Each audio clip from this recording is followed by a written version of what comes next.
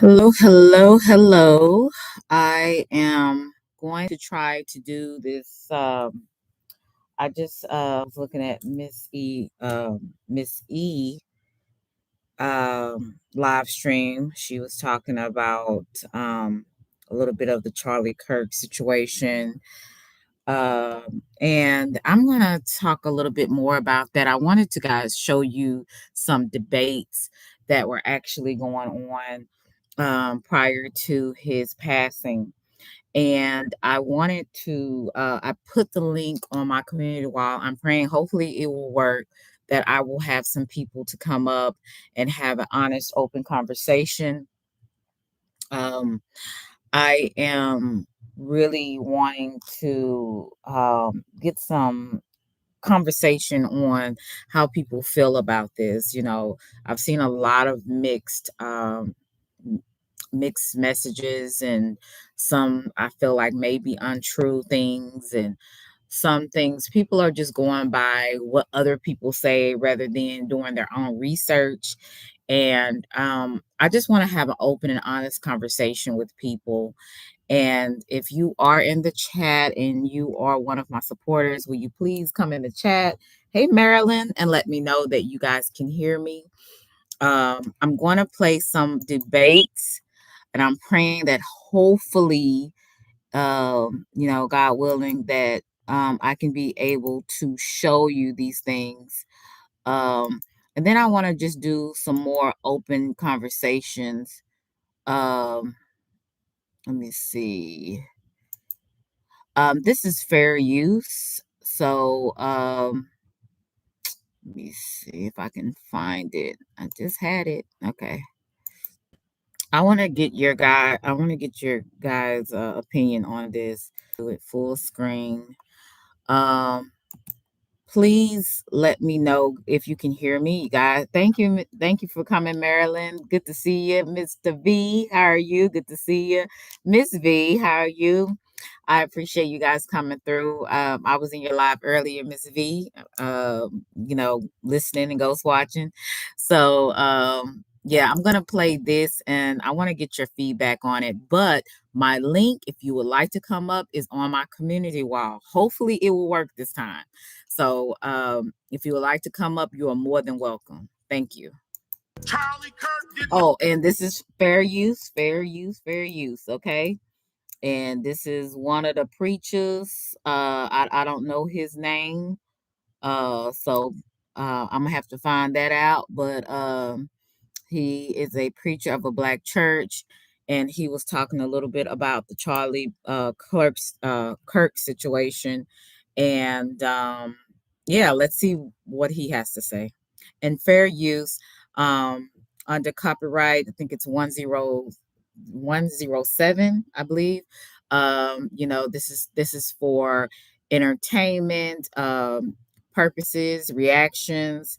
So this is under fair use, and I'm gonna play it. Not deserve to be assassinated, but I'm overwhelmed seeing the flags of the United States of America at half staff, calling this nation to honor and venerate a man who was an unapologetic racist. You don't have to agree with Charlie Kirk. All Charlie Kirk did is he promoted free speech, and he did it in a way where he debated people. If you didn't like what he said, you didn't have to listen to it, but it didn't give somebody a free pass to go and him. Exactly what I said yesterday. And hello to everybody that came in. Mr. Chill, Mr. Emmanuel, I appreciate you. Like I said, I'm not a supporter of Charlie Kirk. I didn't even know who he was. I'm gonna be honest with you. The time that I heard about him is when he was assassinated, and I'm gonna be quite honest with you.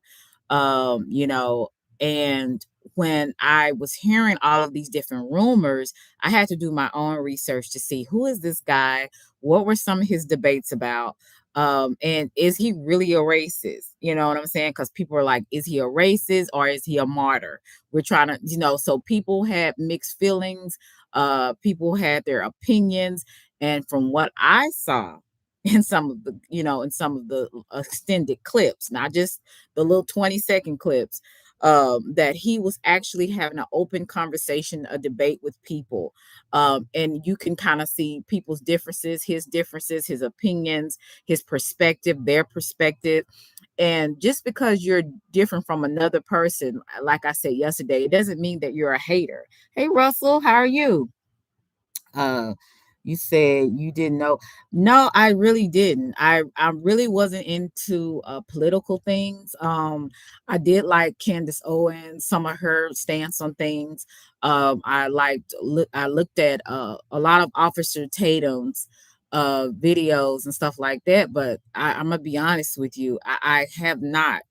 And I probably did hear it and didn't pay any attention.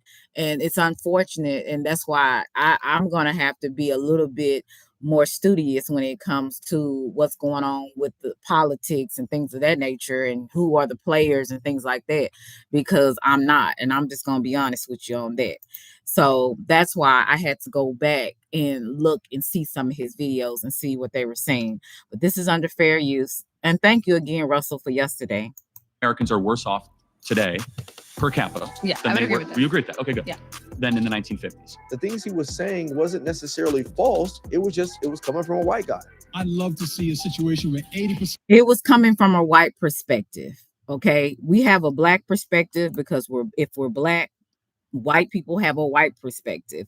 That's why it's good to have an open conversation and honest conversation. And people just do not, they frown upon somebody having a different opinions of us. But the truth of the matter, we all have different experiences. So we have to be open-minded enough to listen instead of being so quick to be defensive on things and being on the offense. Like sometimes we have to just kind of step back and put our egos aside, put our perspective aside just to see someone else's. And he's seeing it from a white man's perspective. That doesn't make him a racist. That means that's his perspective and that's his experience. And that goes the same with us. You said if you knew Candace Owens, the Officer Tatum, then they was working for his organization, Turning Point USA. Black kids are born to parents who are married. One man, one woman for one lifetime. If Charlie Kirk said it, it's racist. But this man says it, and it's real. Let me see if I can find this one last video before we wrap it up, because there is a positive thing happening right now. And so I'm going to show you guys this one last video, and then I'll wrap it up.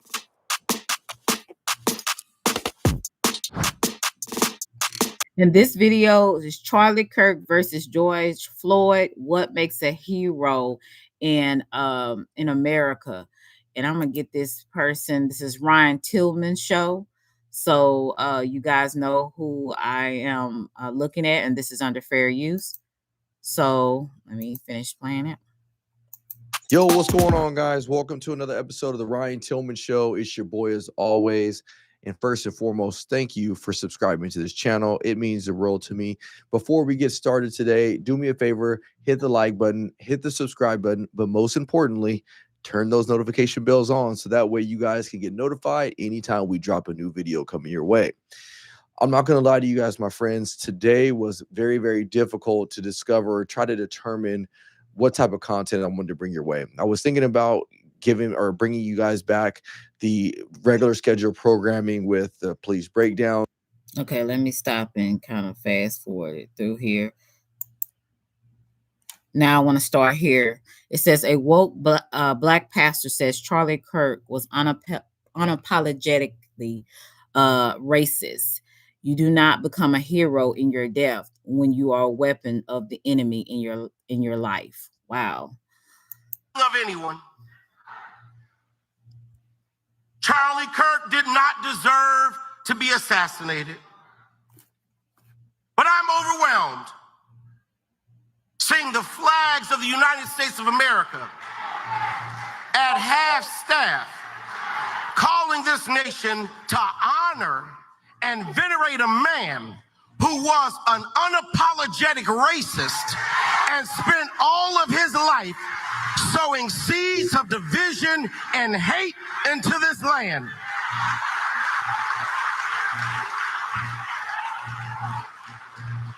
And hearing people with selective rage who were mad about Charlie Kirk, but didn't give a damn about Melissa Hortman and her husband when they were shot down in their home, tell me I ought to have compassion for the death of a man who had no respect for my own life. I am sorry. This was kind of disheartening to me. Hey, Cutting Edge L Boogie, realist, Emmanuel. This is what's disheartening for me. For this man of God, man of the cloth, to sit up in a pulpit and say these things. And this is why before you speak, hey Alan, you speak and go before supposedly God's people. Because, well, I'm not gonna get into that because people say why, but anyway, going before God's people, okay, you are saying these things, but you're not saying them with wisdom. You're not saying them with full knowledge of who this person really is. You're going by hearsay. You're going by snippets of what you think a racist, remarks are, what a racist would say. And a lot of times people, like, they don't do their research. And like I told you, I was not familiar with Charlie Kirk, and I'm not ashamed to say it. I just was not. And so the fact that I had to go and do some research, and I think it behooves people before you speak on matters to do some research on things. And this man is standing before God, and if you in his people, and Charlie Kirk was a professed believer of Christ, and both of these men professed to be believers of Christ. And you're speaking of another man that you really don't know, that you really you don't know their heart, and you're saying this in the pulpit when both of you guys are supposed to be serving the same God. So I'm a little like, when people do things like this, it kind of just makes me kind of like, some things you could have kept to yourself. I've always said there's some things that you need to keep to yourself. The fact of the matter is, just leave it at my condolences go to him and his wife. His wife and his children and his family, and leave it at that. But to go into this about being a racist and how, it just doesn't make any sense to me, and it's out of line. Selena, I don't feel Kirk should have lost his life over free speech. I don't care if he's a racist, but we all know how slavery was started, and slavery on Black people still to this day are treated badly. Yes, systematic racism still exists.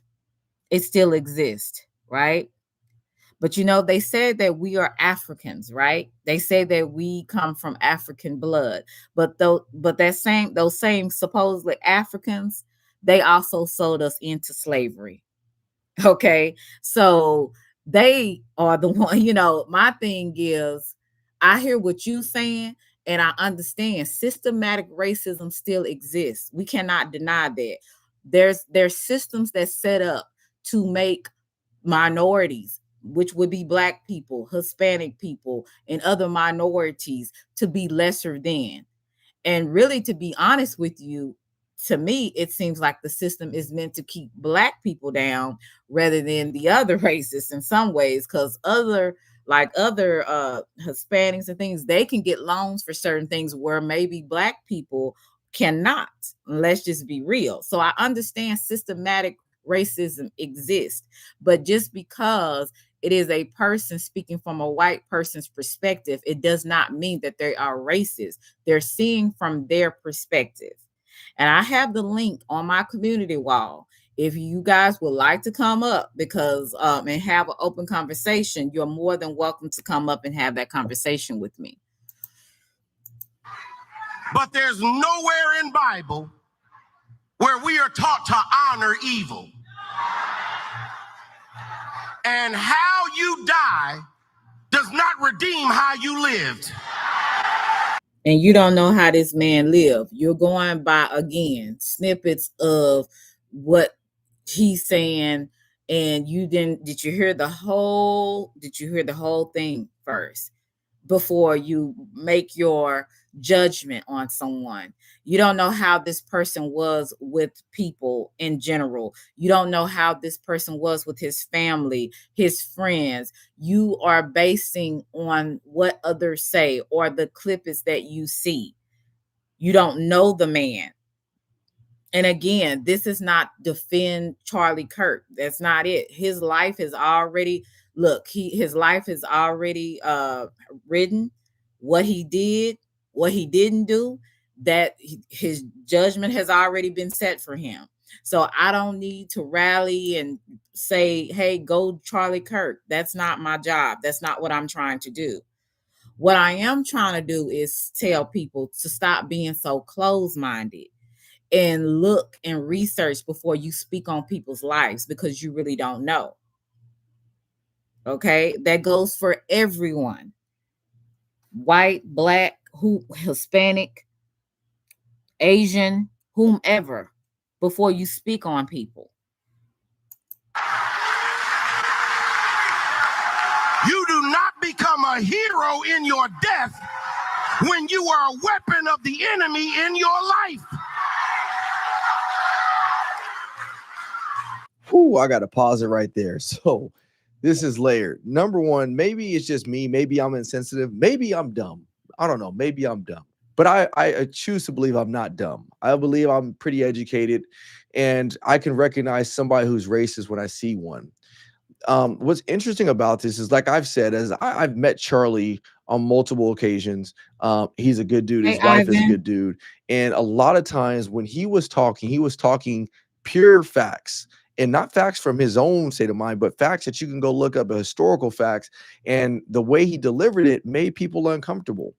And I think so to call him a flat out racist is unacceptable, I think, because number one is there's a lot of people in the Black community, in the Hispanic community, and all these other communities that had a lot of respect for him, despite some of the things he was saying. And it's because the things he was saying wasn't necessarily false. It was coming from a white guy. If I said the same things, many of the same things that he said, nobody would call me a racist. And you can't call me a racist because it's not racist, the things that he was saying, as I'm getting ready to show to you in a second. But the other thing that I found interesting about this video, and the next part I'm going to say, I want you guys to hear me closely when I say it. He just said at the very end of the video that the way a person dies should not make them a hero, and it should not overtake the way a person lived. The reason I find that comment very interesting is because it wasn't but a few years ago when George Floyd died, and everybody across our country was burning everything down, and they called him a hero for the movement of this police and community relations. Everybody was calling. So how George Floyd died, does that make him a hero? And if we can remember, that's when a lot of riots was happening. The Black Lives Matters was really more prevalent, even more when that happened. A statue was created for George Floyd. And to be honest with you, we could dissect that. George Floyd, from my understanding, was in the store to buy something with a fake bill, dollar bill. And then he was irate. The cops were called. He was under the influence of some type of drug substance. And so he was wrestling with the police. The police had him on the ground. And he was telling them that he could not breathe. I believe one of them, and I'm correct me if I'm wrong. One of them had him on the ground with their foot on his back, from my understanding. Now, correct me if I'm wrong on that. And George Floyd said he couldn't breathe. And he ended up, being unalived on that, from that? And was it for the drug use that he already had in his system, or was it for the police that was holding, I think, his knee on his back, from my understanding? Now, correct me, because I don't want to misstate. This has been a few years ago, so I don't remember all of the details. So, and then you have another man, which is a white man, which is the majority, which is considered someone with white privilege, that was having open debates and having different conversations with people and had a different point of view, that was on the right wing, that did not believe in same-sex marriage, that did not, had Christian, so-called Christian values, right? And because of his belief system and him being vocal, he was unalive. So these are some interesting dynamics, right? And that's why I wanted some people to come up here, because I wanted to get your conversations on, your open conversations and ideals on this and your perspective.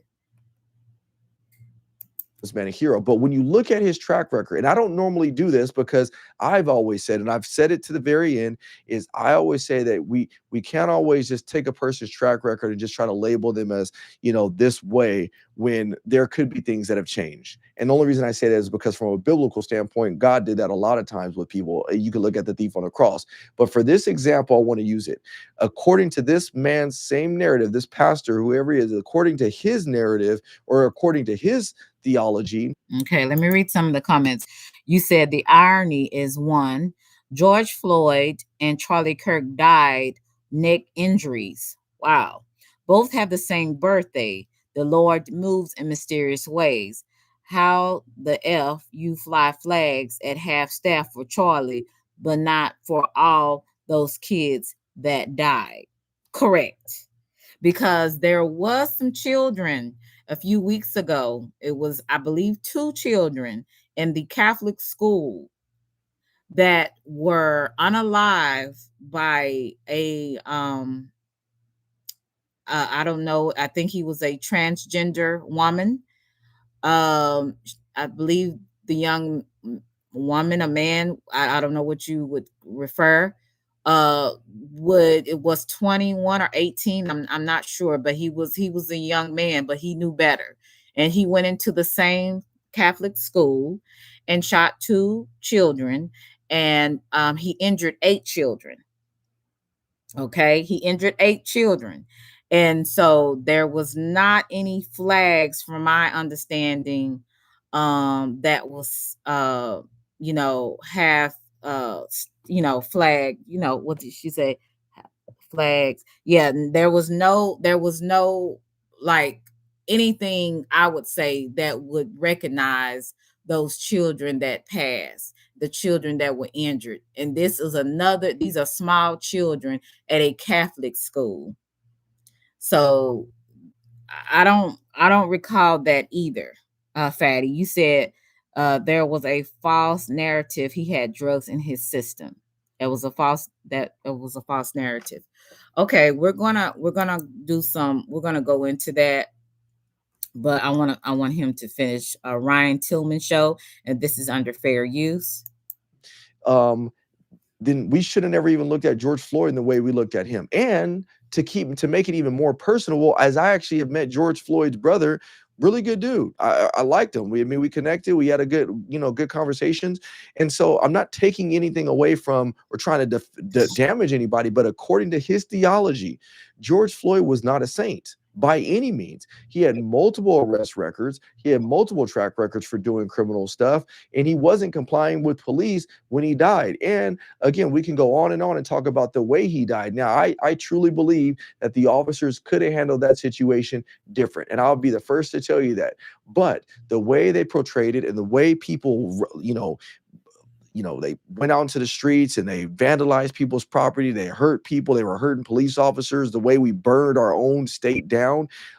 You can't sit here and say the same thing about Charlie Kirk or this thing about Charlie Kirk and not feel the same way that you about George Floyd.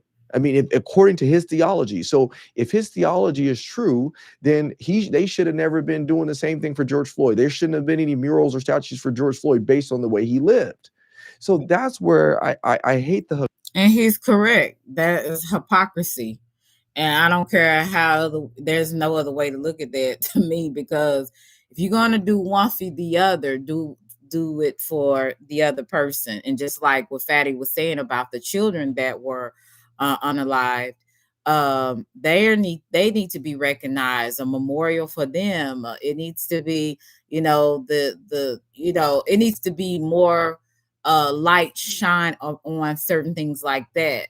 And it's like he was saying, how a man lives is basically in some ways how he dies, and that's just, I don't know. It doesn't make sense to me. Like it's a hypocritical statement to say. And again, if we do observation and really examine and compare lives to each other, then I guess just depending on the person, then maybe we would go one way or the other. But if we're going to be neutral, if we're going to be fair, then we have to call it down the middle on everything. I don't know why y'all won't hit my hypocrisy. Why y'all won't hit my link? I need somebody to hit my link, because it really helps the conversation. It really helps people's ideas. And some things, it helps, me with kind of bouncing off another person. And a lot of things, like I said, in the political realm, I'm still getting to know, because I'm not really into political things like I should be. But you have to have knowledge on what is going on around you, what's happening not only in the world, but happening in your community, happening in your state. You have to be a kind of, I would say, knowledgeable. And that's one thing that I'm working on, being a little bit open-minded, not only just being open-minded, but being knowledgeable about the laws and things of that nature, so that I can know what's going on and I can be well equipped when I have these type of conversations with people.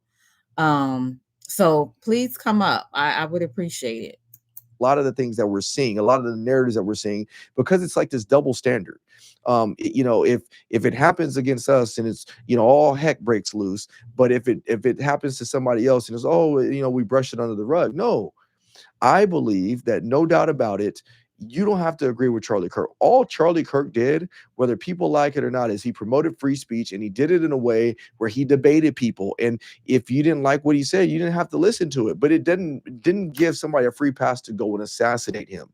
He spoke a lot of facts, which I'm about to show you in this next video. But I had to pause the video at this moment in time, because according to this pastor's theology, then we should have never saw what we had happen a few years ago when George Floyd died. Should have never seen it. Because what we saw a few years ago is they celebrated this man's death as if he was a hero, and negated his whole past and his whole criminal record and completely forgot about it just because a white police officer took his life. That's an issue with me. That is a huge issue with me, because now he's saying that we shouldn't be promoting Charlie Kirk as some hero and negate everything that he stood for, which, if you look at Charlie Kirk's life, he did live an honorable life. He lived a life that was promoting freedom of speech, whether people like what he said or not. And that is what it is. You didn't have to agree with everything he said. So let me show you the other side of the argument of why, somebody's going to call him a racist, but then Charlie Kirk himself is going to spit some facts. And then I'm going to use that to kind of break this whole, everything I'm saying, I'm going to use that to break it down. Let's watch the next video. Black Americans are poorer today in 2024 than they were in the 1950s. Yes. Why do you think that is? Good question. I'm going to pause. I'm going to break this down. I'm going to keep going back and forth to break this. Okay, I want to read what freedom of speech is. Freedom of speech, the right to express ideas without government interference, protected in the USA by the First Amendment. Okay, so that is what freedom of speech is. While broadly protective, this right is not absolute and does not protect speech that incites imminent violence. The constitutes true threats, defamation, fraud, obscenities. Okay. The government cannot regulate speech based on its message. Says, but it can impose reasonable limits on time, place, and manners of speech and prevent disruptions. Okay, I'm looking at this from Google, and because I was trying to find what is freedom of speech. So it says the First Amendment generally applies only to the government restrictions, not to the actions by private entities like employers or private organizations. Okay, I'm just reading some of the definitions of what is freedom of speech and what is not. What is not protected is true threats, defamation, obscenities, incitements. So that is what is not protected from the freedom of speech. Okay. Down. The way he says this, if you don't know Charlie Kirk about anything, the white guy saying Black Americans are poor and stuff like that, just the way his delivery, one might say, man, who is this random guy talking about the Black community? But let's continue to listen to what he's saying. So we have the Civil Rights Act, we have more benefits, more government programs. Something changed between the 1950s and 2024. So there's two answers to this question. Either America got more racist since 1950s to 2024. So like that 70-year period, because Black Americans are worse off today per capita. Yeah, I would agree with that. You agree with that? Okay, good. Yeah. Than in the 1950s. Or there's another explanation. And I think the truth is. Hey, Clara. Hey, SBK. Okay, Fatty, you said something about you're not technical. Okay. Hey, R&B. Yeah, it would help me. I need someone to kind of hit the link to see if it works. This is my first time doing it on this computer, so it would help me. But if you cannot, I understand. Somewhere in the middle, which is, I think you would acknowledge that the disappearance of the Black father has been the number one driver of Black poverty in this country. Now, there are reasons for that we could. What do you think the reasons for that are? Well, culture is one. Would you agree? So actually, let's go back to the foundations of that prison culture. Pipeline, all that stuff. But can we at least agree that Black dads not being around is a bad thing? Anyone's father not being around is a bad thing. No, of course, but 75% of Black youth are not raised with a father in the home. It's the highest of any group in the country. Is that not true? Is that not true? Now, thankfully, I know a lot of Black fathers, single Black fathers that do take care of their children without having to be forced by child support.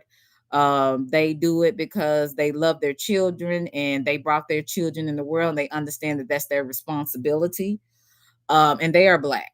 So they take care of their children. So it's not all, but there is a high percentage of Black fathers that are not in the home, that do not attend on taking care of their children because they just don't. And then you have some mothers that also make it very difficult for the man. So that also keeps them away from their child, because you have some women that make it difficult. They don't, because that man doesn't want to be with that woman feels a way about it.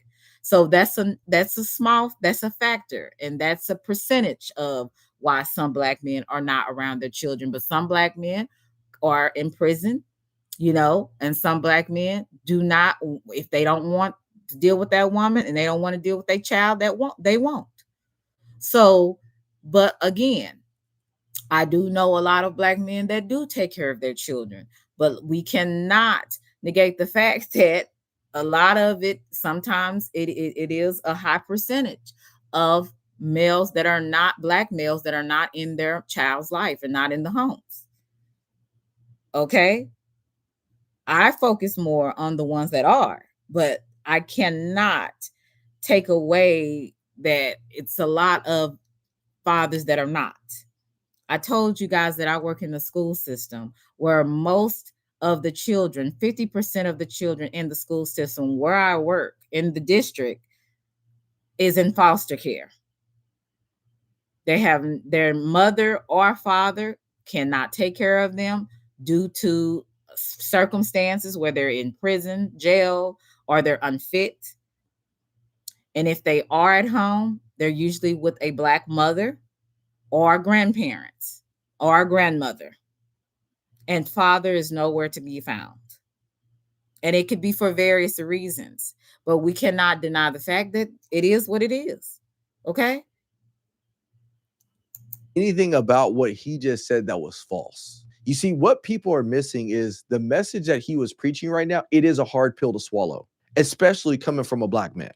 It is a hard pill to swallow to know that people within my own community, that 75% of Black kids don't grow up without a father in a home.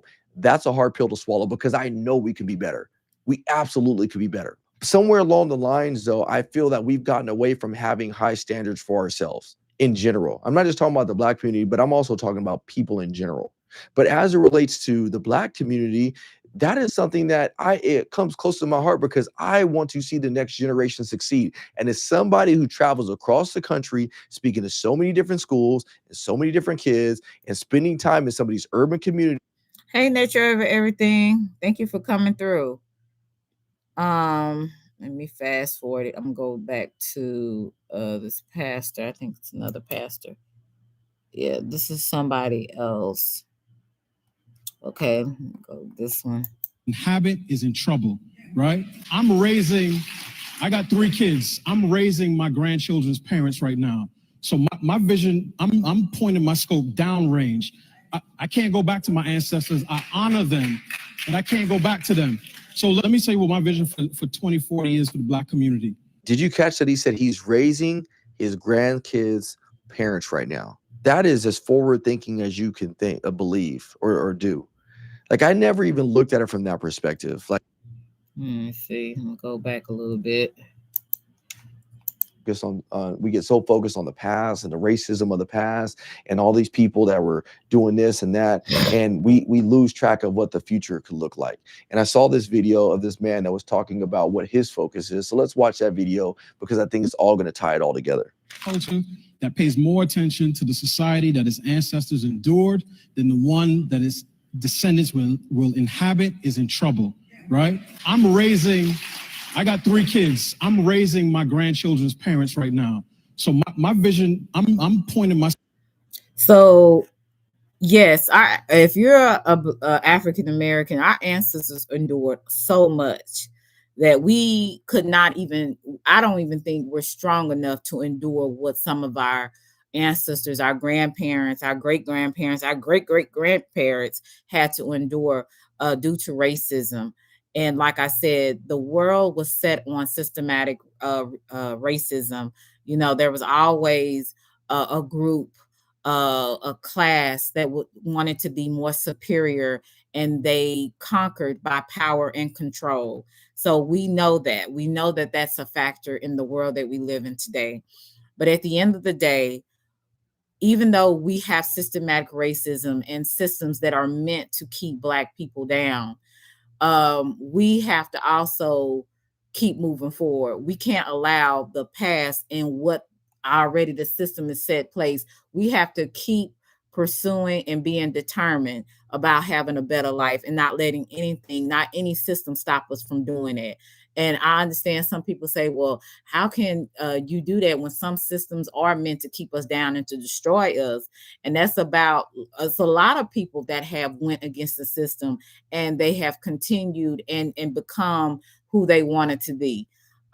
Just look at our history. Look at our ancestors that had to endure so much that were made inventions that we use today, from the ironing board and all of these different things that we use today, that they endured.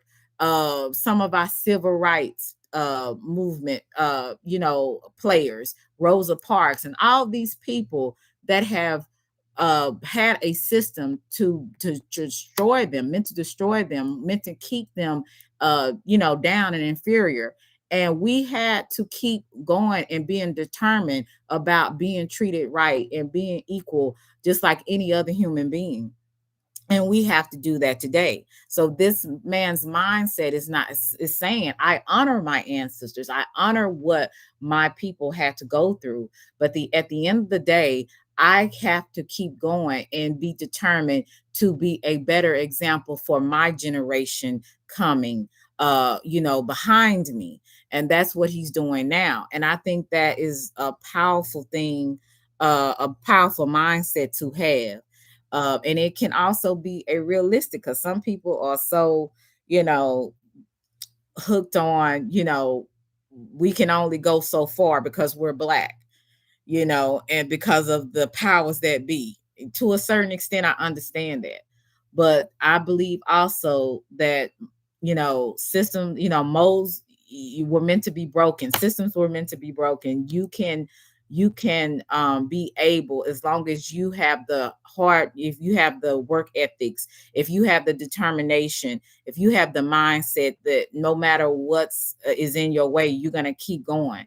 I think about some, I don't know if y'all remember the 9 in Arkansas that wanted to go to school, that, that was when, everything was segregated. And, the whites couldn't, whites stayed at the white school and the Black stayed at the Black school. And you had the 9 in Arkansas that went to the school, and they went to the white school, and they went through so many different things that would deter them from even going to school and being around these kids. These kids were bullying these Black kids. They were throwing stuff on their head, the lunch, if they would eat lunch, they would throw their food on top of their heads. These children went through so much, but they kept being persistent. They kept being determined, and they weren't going to let anybody stop them. And I kind of want to do a live stream on that too, the 9 in Arkansas. And I believe that was back in the 19, let me not, I'm going to look that the year up, but I want to do a live stream on that too, because I that just shows how, as Black people, we can be determined, and we can, despite of the different obstacles and challenges to stop us, we can still keep persevering. Let me keep playing this. Go downrange. I can't go back to my ancestors. I honor them, but I can't go back to them. So let me say what my vision for 2040 is for the Black community. Did you catch that he said he's raising his grandkids' parents right now? That is as forward thinking as you can think, believe, or do. Like, I never even looked at it from that perspective. Like, I have, my kids are pretty young. I have a 12-year-old, a 9-year-old, and a 6-year-old. And we are so busy with the day-to-day between their sports, their school, our jobs, and everything else, that sometimes it's hard to even think about or look towards tomorrow. But this man said, I am raising my grandkids' parents right now. And so that gives him a certain responsibility that he has to keep at the forefront of his mind to do it the right way. Let's continue to watch. One is strong families. I'd love to see a situation where 80% of Black kids are born to parents who are married, not conscious. The link is on the community wall. So if you go to my community wall today, I put the link up. It says join my panel. So if you go to my community wall, you should see the link. Because I can't, let me see if I can put it in the chat. I doubt it, but I do have it on my community wall. Let me see if I can. But you should be able to go on my community wall. Let me see. Community. Let me see if I can put it in the chat. I don't know if it will go through.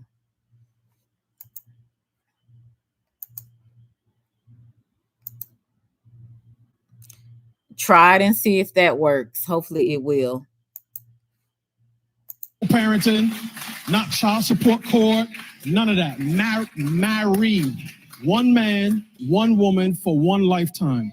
what's so interesting about that is it's almost identical to what Charlie Kirk said, just on the opposite end. Charlie Kirk described what the current problem was, which was 75% of Black families don't have the father in the home. This man said that by 2040 or whatever year it was, he wants to see 80% of Black families staying together. How is that? Shout out to that. Shout out to Travis. You said for some wings. I appreciate that, Travis, because everybody knows Selena likes hot wings and Chinese food. Shrimp fried rice. Thank you so much. Shout out to Travis for that.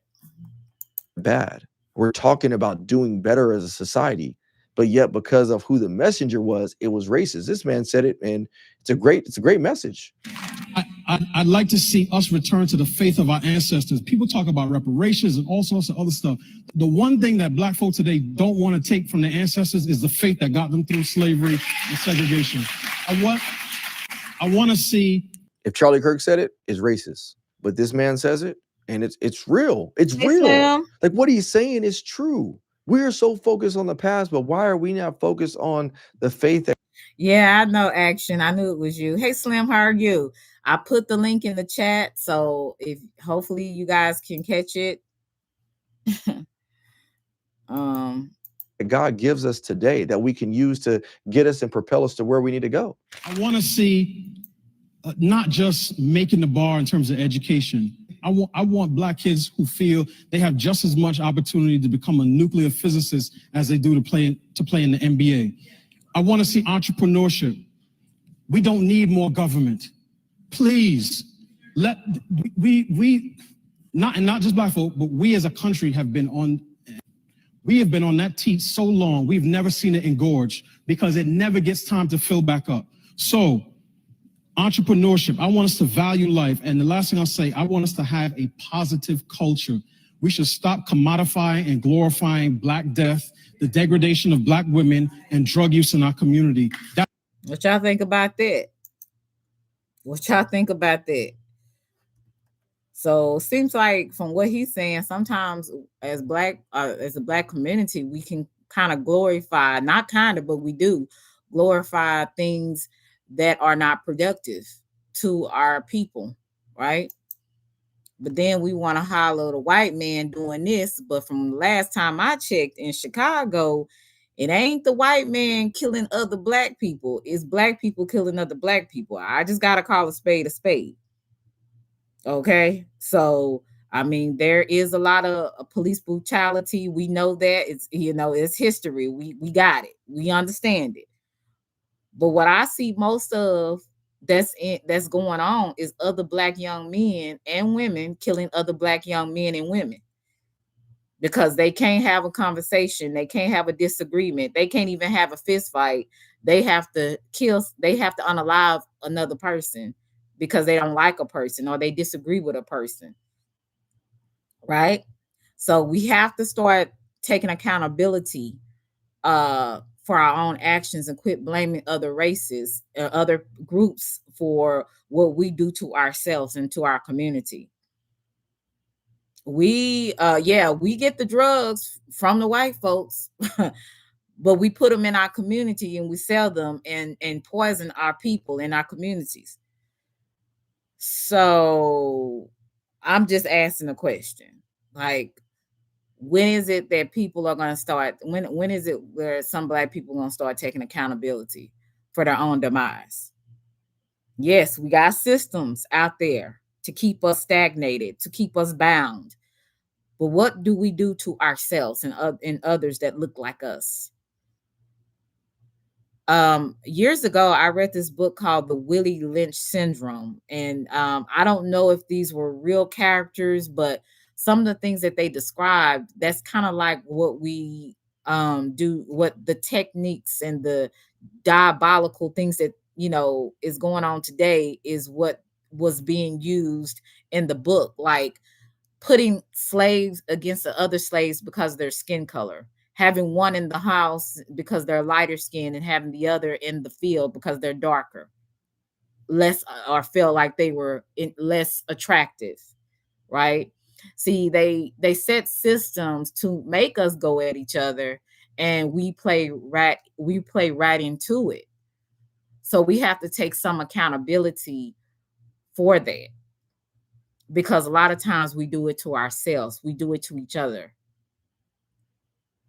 See, I can expect somebody that doesn't look like me to try to come against me and take my job or undermine me, and to, because I am, seen to be to them less inferior because of my skin complexion, because I'm a woman, right? Well, sometimes what I get the most problems from people that look like me. And I'm going to be honest with you on that. Again, I'm a Black woman and I love Black people. But at the end of the day, I do understand that there's a lot of hatred with Black people and how we treat each other. And I just have to keep it 100 on my end. Now, whether you see it that way, if you see it rainbows and everybody, we all get along. Hey, I don't know what world you live in, but okay. Some people see things rose-colored glasses. Okay, they see things in another way. But from what my experiences are, I have gotten more issues from people that look like me. And I believe that it was set like that due to slavery for us to go against each other. And we play right into it. We're just, some of us are like puppets. We do exactly the people that we hate.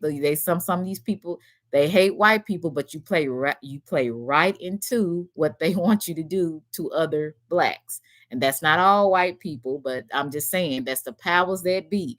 That set up systems for us to be bound, for us to stay stagnant, for us to hate each other and unalive each other and put poison in our communities and destroy other mothers, destroy fathers from being in the homes because they're hooked on drugs. But I am so glad that I had a chance and I have the opportunities to see Black families that actually strive, that actually thrive.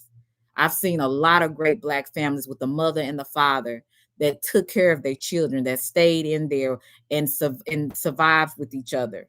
That kids went to school, went to college, and did something with their life. Even if they didn't go to college, they were able to find a trade and able to be successful in their own right and build their own healthy families, Black families.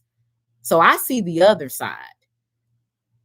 So not all Black folks and Black families are like this way. We got some over here that's doing well, that's being a productive member of society. So, I have seen both. And like I said, when you're in the school system and you see some of the things that these kids are dealing with and the households that they come from, you can't wonder why kids are the way they are, because you understand they are a product of their environment, just like we were. Children are sponges. They soak up any and everything around them that's happening to them, right? Just like we do. So it just like it doesn't shock me anymore what I see and what I hear of. It used to, but now working in a school system, dealing with people, all types of people, you start to see that the reason why we're in trouble. That's my vision for 2040. All those things that he just mentioned, him, Charlie Kirk, Candace Owens, Brandon Tatum, a lot of my friends, they've all talked about these things, but people don't want to hear these truths because of the way, we just don't want to acknowledge the fact that these are some struggles that we've had in our community. And the craziest part about it is that's how the system was actually set up. The system was actually set up to continue to sow more discourse and to continue to make us more victims of our own circumstances, as opposed to just like what I said. And this is the first time that I've seen this video with you guys. Just like what I said. Okay, there are systems that are meant to break us down, to make us go at each other, and we play right into it. So this is what I'm telling you. We have to take accountability for that. We do. Promoting us and putting us up on a pedestal to go out there and be successful. This man right here is talking about he wants to see more entrepreneurs. He wants to see the next generation not only just strive to be an athlete or whatever it may be, but to strive to be a professional and successful entrepreneur. That's really what we should be promoting. It really is. And so let me read systematic racism. It's a form of racism embedded in society's institutions, policies, and practice that results in unequal opportunities and outcomes for people of color. Okay? Do you want me to read that again? It's systematic racism is a form of racism embedded in societies.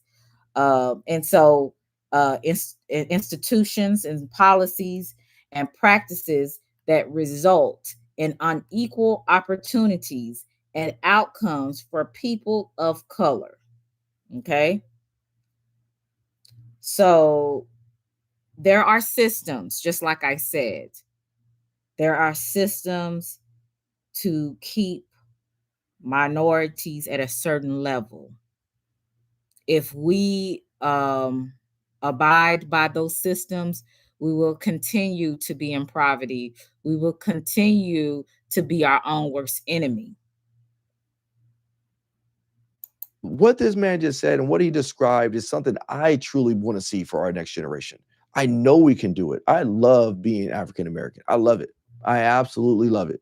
I love the fact that I come from a diverse background. I love the fact that I have certain qualities that other people don't have. I love that. But I know that we can do so much better as a community, and nobody should shun me for saying that. And nobody should shun Charlie Kirk, because when Charlie Kirk was saying it, he wasn't even just coming at one second the population of the community. What he was doing was he was tying a lot of the systematic issues that we have. He was tying it back to how we even got here in the first place. So where do we go from here? What do we do? You know, I believe we're already starting to see it. There is a revival occurring. We need to get back to old school principles, traditional principles, where we focus on the family. We focus on a nuclear family and raising these kids the proper way. We focus on spending time with them. We focus on showing them love and care and kindness. We also show them like, hey, look, you need to go out there and we need to teach them how to have grit, how to learn how to overcome adversities. And anytime somebody says something that they don't like, not to just back away or try to counsel that person. That's what's wrong with people. They back away and counsel a person. That's why so many put a jacket on people, calling people racist, calling people a hater, because my opinion and my perspective is different from you. I'm a hater. I'm a racist. I'm prejudiced. No, that's just my perspective. That's just my opinion. Everything doesn't make me a hater. Everything doesn't make me, something negative. And that's what's wrong with people. They can't have healthy discussions and debates with each other without people getting up in arms. What's wrong? Like I said yesterday, what is wrong with people that we cannot have healthy debates anymore? You may not see things the way I see things, and that's fine. Let's talk about it. You don't have to counsel me. You don't have to not like me because I see things just a tad bit differently from you. That just makes me another individual. You're an individual, right? All of us are a part of the human race. That's one thing we all have in common. We're all a part of the human race unless we're another species, right? So it's okay if I don't see things the way you do. I love Black power, but I understand when other people say white power, right? As long as you're not demeaning or trying to destroy another person or feel like you're superior and I'm inferior to you, you can be proud of your ethnic group or your culture, just like I can be proud of mine. I can have open discussions with people without. I've had discussions with atheists. I've had discussions with people that practice Wicca. I've had a lot of different discussions with people, and I never got so up in arms with people where I would just counsel people. I listen and I respect their perspective, whether I agree with it or not. But I notice a lot of people can't do that. And I'm going to find need to live in a. I'm gonna find and shout out to this young man. His name is the Ryan Tillman Show. That when I saw the Charlie Kirk and George versus George Floyd, I said, well, let me just add this. But this is my actually first time, seeing this young man and his commentary. I wanted to show y'all a debate. Let me see. I'm going to show you. Well, first, I want to show you this student that was, hey, CX. I want to show you the student that ended up getting expelled from Texas Tech, the one I was talking about yesterday. And I'm going to be honest with you. I don't feel sorry for her. Yes, I do understand people have freedom of speech, but that does not mean you can use defamation. You can, be laughing because of people, being assassinated. Like that's just ridiculous, and it's just heartless to me. So I want to show y'all this if some of you guys didn't see it. And some people are losing their jobs, so you better be careful. And I'm even careful with doing this commentary too, because that's why I'm trying to watch my words, because I understand that we live in a world that is heavily monitored by the government. And I don't care what nobody say, you got to be cautious of what you're doing and what you're saying. And sometimes freedom of speech is not always freedom of speech, especially if I can see if you're using defamation or you're doing things to try to harm somebody's character and all that kind of stuff. But even if you have a difference of opinion, sometimes it's monitored heavily. So you have to be careful on the things that you speak, because like I said, when you have different jobs or careers, there's things that could actually happen when you step on somebody's toes. So if you know what I'm saying. Here to Live Now from Fox. I appreciate everyone continuing to be with us, bringing you always the top stories and headlines on Live Now from Fox. All right, we want to now go out to Texas for an update where a Texas Tech student has been expelled after a video came to light and really went viral after showcasing a large rant against Charlie Kirk. I want to show you now the very latest from Fox 4 Dallas's Alex Boyer with the latest. The shooting death of conservative influencer and celebrity activist Charlie Kirk last week ignited tense confrontations like this one on the campus of Texas Tech University Friday. That's 18-year-old Cameron Giselle Booker. In new cell phone videos shared with Fox 4 News, you see the now former student arguing with another student wearing a MAGA hat, holding a sign that says, "Rest in peace, Charlie Kirk." The encounter took place in what's known as a free speech area on campus. In the videos, Booker appears to mock Charlie Kirk's death. You started saying, haha, your homie dead. Yeah, homie dead. Evil is real, people, and it kind of looks like that. There are several exchanges between the two. A couple of times, the other student asks Booker to leave him alone. Why are you being so Why are hateful? you so hateful? Why are you so hateful? Why are you so hateful? Yeah. Hey, can somebody tell her to back Can up, you please? not? At one point, she flicks the baseball cap of the guy she's arguing. So he has R.I.P. Charlie Kirk. And so I don't know what he was all saying, but of course she came up in his face and was being confrontational with the man that had the sign. And my thing is, y'all got the right one. I'm gonna just say that, because you come up in my face and I'm having a peaceful, a peaceful campaign or whatever you want to call it, and you come up in my face with that, I'm gonna beat you with that sign. See, a lot of people do not understand. People are individuals, and if you don't agree with something, you don't have to stand there and listen to it. That's just like when you have some preachers or some evangelists that will go and they will talk about witnessing to other people about their Christianity, and then you have people that will hit them with signs and hit them. If you don't want to listen to it, keep walking. Don't put your hands on people. Don't touch anyone. You don't have you, and then again, you don't even have to let people know you don't want to hear it. Walk away. Walk away from it. See, where people go wrong is they cross boundaries. You touch me, I'm gonna forget all about turning the other cheek in peace. I'm gonna be whooping your ass. Now, people need to understand boundaries. And the thing about it is a lot of people don't understand that. And she got the right one. And I'm glad that he didn't touch her or anything, and that the college actually intervened. Now, some people may have seen, maybe thought that expelling the young lady, because we are in a country with the freedom of speech, is a bit much. But at the end of the day, she had no business, number one, going up in that man's face, attacking the man and, doing all that stuff. She just could have walked off.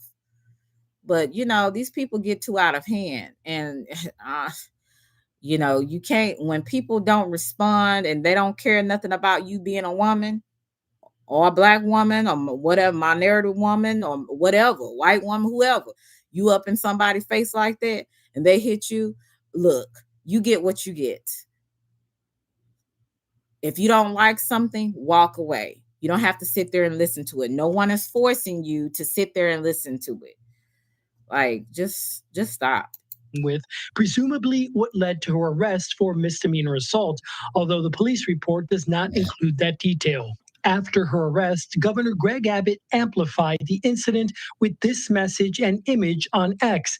I asked the governor about it at an event held in Forney this afternoon. If we have members of our society, whether they be students or otherwise, who celebrate an assassination, we have dramatic course correction that we have to take in this state. This isn't an isolated incident. Abbott also posted about another incident at a Charlie Kirk memorial event held at Texas State in San Marcos. The unidentified young man interrupts the gathering with mock gestures to imitate Kirk's shooting death. In a statement, the president of Texas State said, in part, I have directed university officials to take immediate steps to identify the individual in the video. Behavior that trivializes or promotes violence is reprehensible and violates the values of Texas State. And we see, and that to me, that's cold-hearted. You know what I'm saying? You don't even know this man personally. This could be George Floyd. This could be another black man. This could be an Indian man, a Mexican man. Regardless, if you don't like the person's stance, that's nothing good to celebrate somebody's demise. Like, what the hell is wrong with these people? And who raised these kids? Like, I don't understand this. And sometimes parents, they can do the most that they can do, but sometimes their kids come out rotten.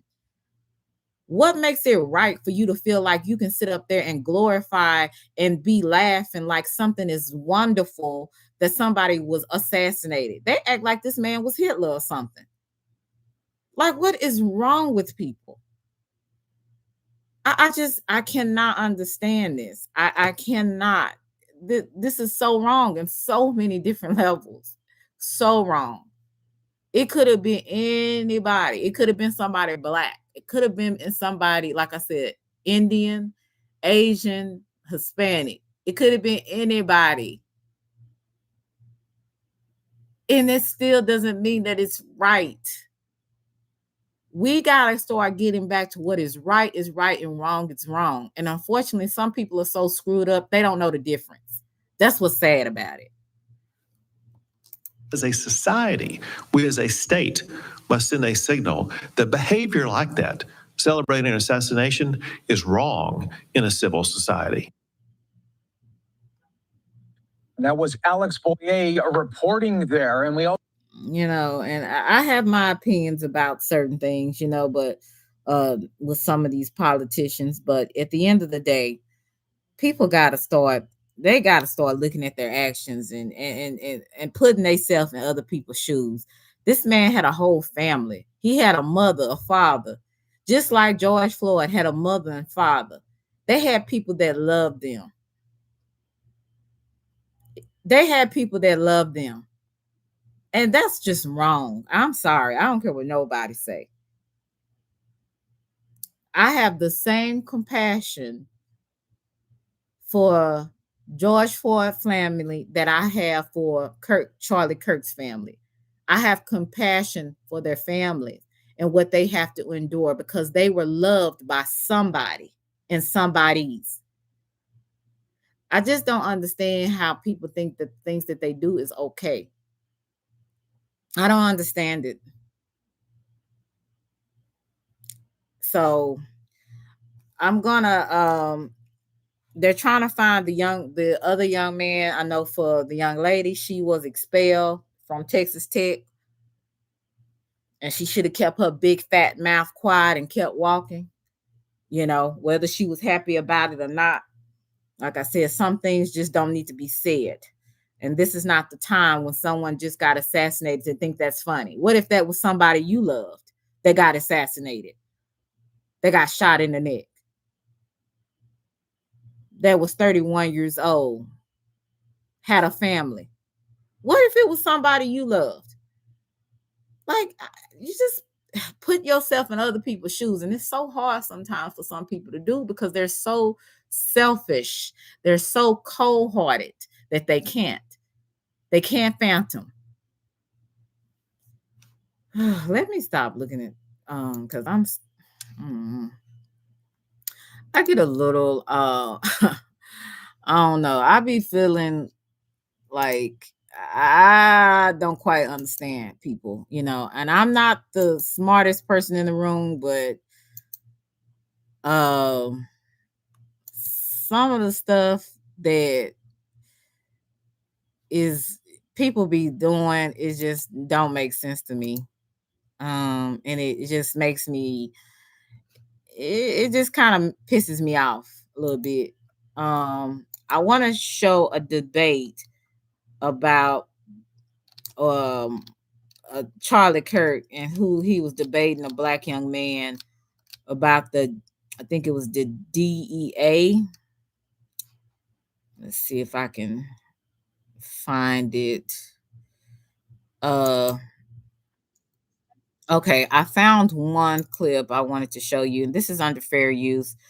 Again, I put the link in the chat. Hey, Genesis, can you let me know if the link works that I put in the chat? Because I'm not sure and nobody is hitting my link. So I'm not sure if it works or not, or people just don't want to hit it because, you know, this is a touchy subject. People were taught not to talk about religion and politics because, you know, that does something for some people. Some people get really upset about a lot of things. This is a debate. It's 11 minutes and 10 seconds. And this is a debate is American Built on Racism. Charlie Kirk debates college student. This is one of the debates that I have not seen. And I'm looking for another one about the DEA, about the black pilots, you know, because that's the statement that some people were saying that they felt like Mr. Kirk was a racist.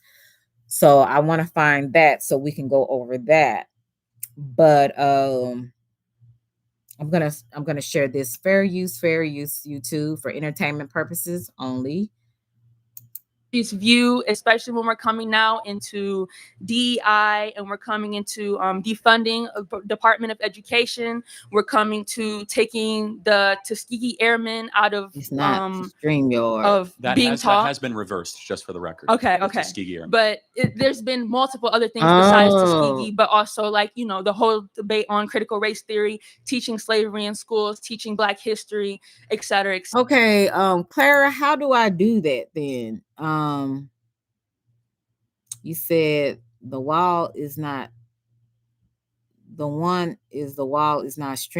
either.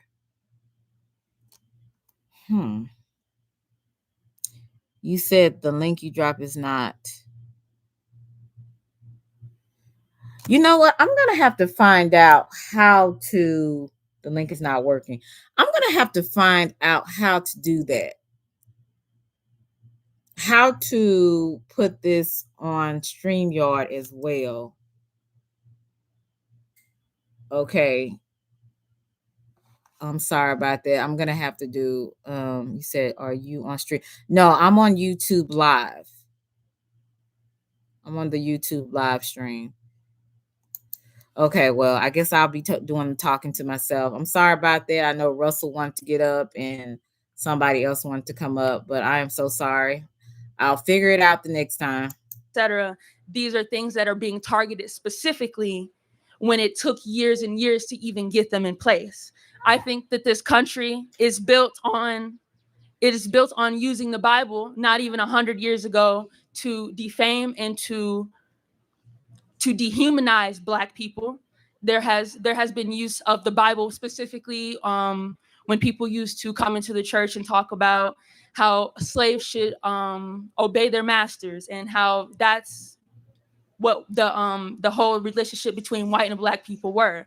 I think that this country specifically has a lot of racist rhetoric that is built in, that is not being targeted. I think that. So let's try to find some common ground. Is that okay? That's fine. That's fine. Can you give me a definition of racism?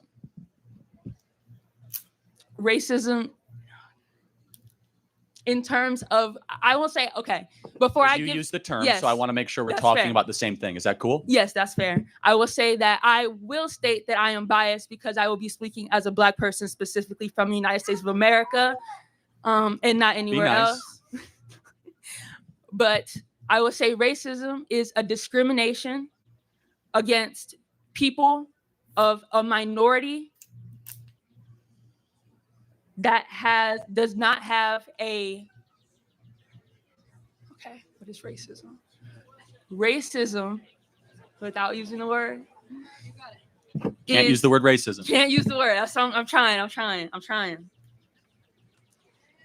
A discrimination against a minority class of people in order to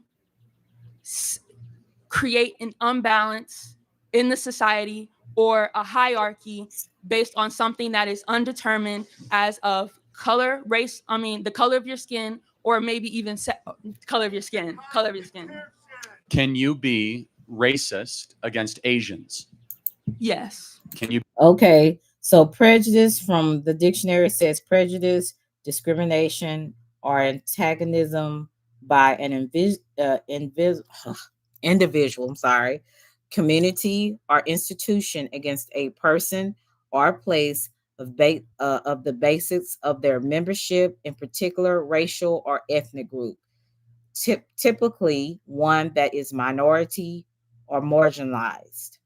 Okay, prejudice, discrimination, or antagonism by an individual, community, or institution against a person or people on the basis of their membership, in particular racial or ethnic group, typically one that is minority or marginalized. That's the dictionary definition of racism. Be racist against white people? I believe that you can have prejudice against white people, but in the way that this country was built and the way that this country has been founded and the way that there are many laws that have taken place, specific like where you were talking earlier with the whole reparations debate, there are many legacies of white people in this country that. Guys, just, okay, let's just all take a breath. Gigi's talking. Which I also would like, I feel like that kind of comes into, yes, we're not all from this country. This is a country of immigrants. This is a country of people from other countries. So let me give you an example. Yes. If a group of Black individuals, which happens unfortunately so often, say, we want to go beat up Whitey, and they go beat up a white person, was that a racist thing that they did? I would have to ask for further context, but yes. Based off of that, yes. So, but then let's go back to your definition. Because your definition was that It had to be the exercise of power. I'm going to make your definition better for you because That's the fair. exercise of power against a minority group.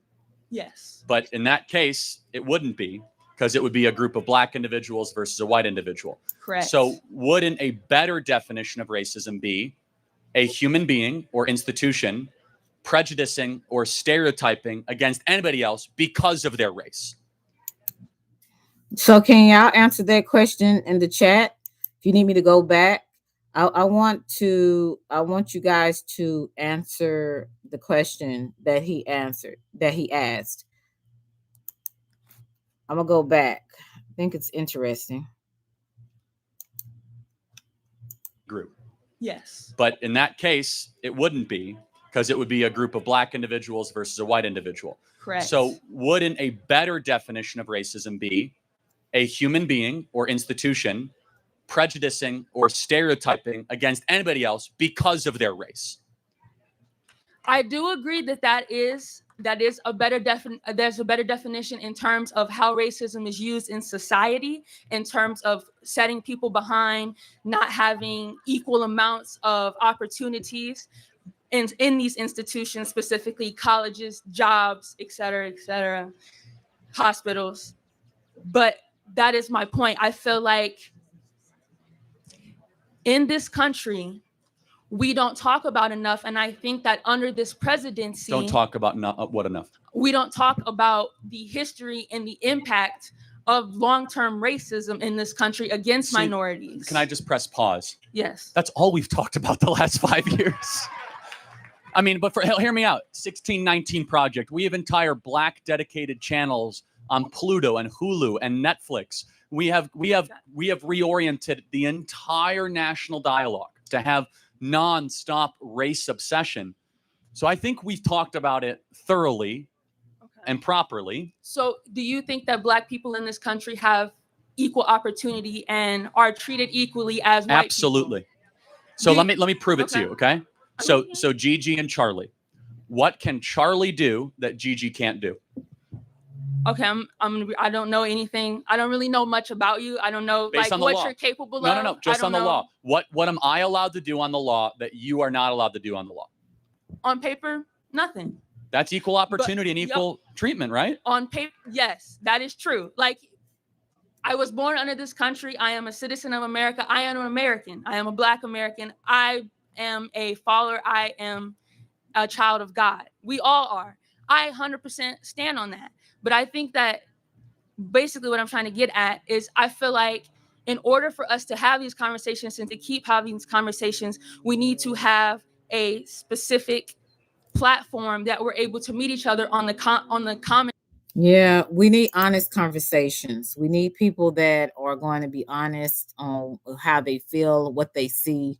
And I believe that, the young lady, I think she wants to say, as a Black woman, society has set out limitations for us, but it's up to us to strive through those limitations. Even Black men, like I said, I said this at the beginning, we have systems set in place to keep people bound, to keep people in that one frame of mind of they can't do any better, this is all they can do.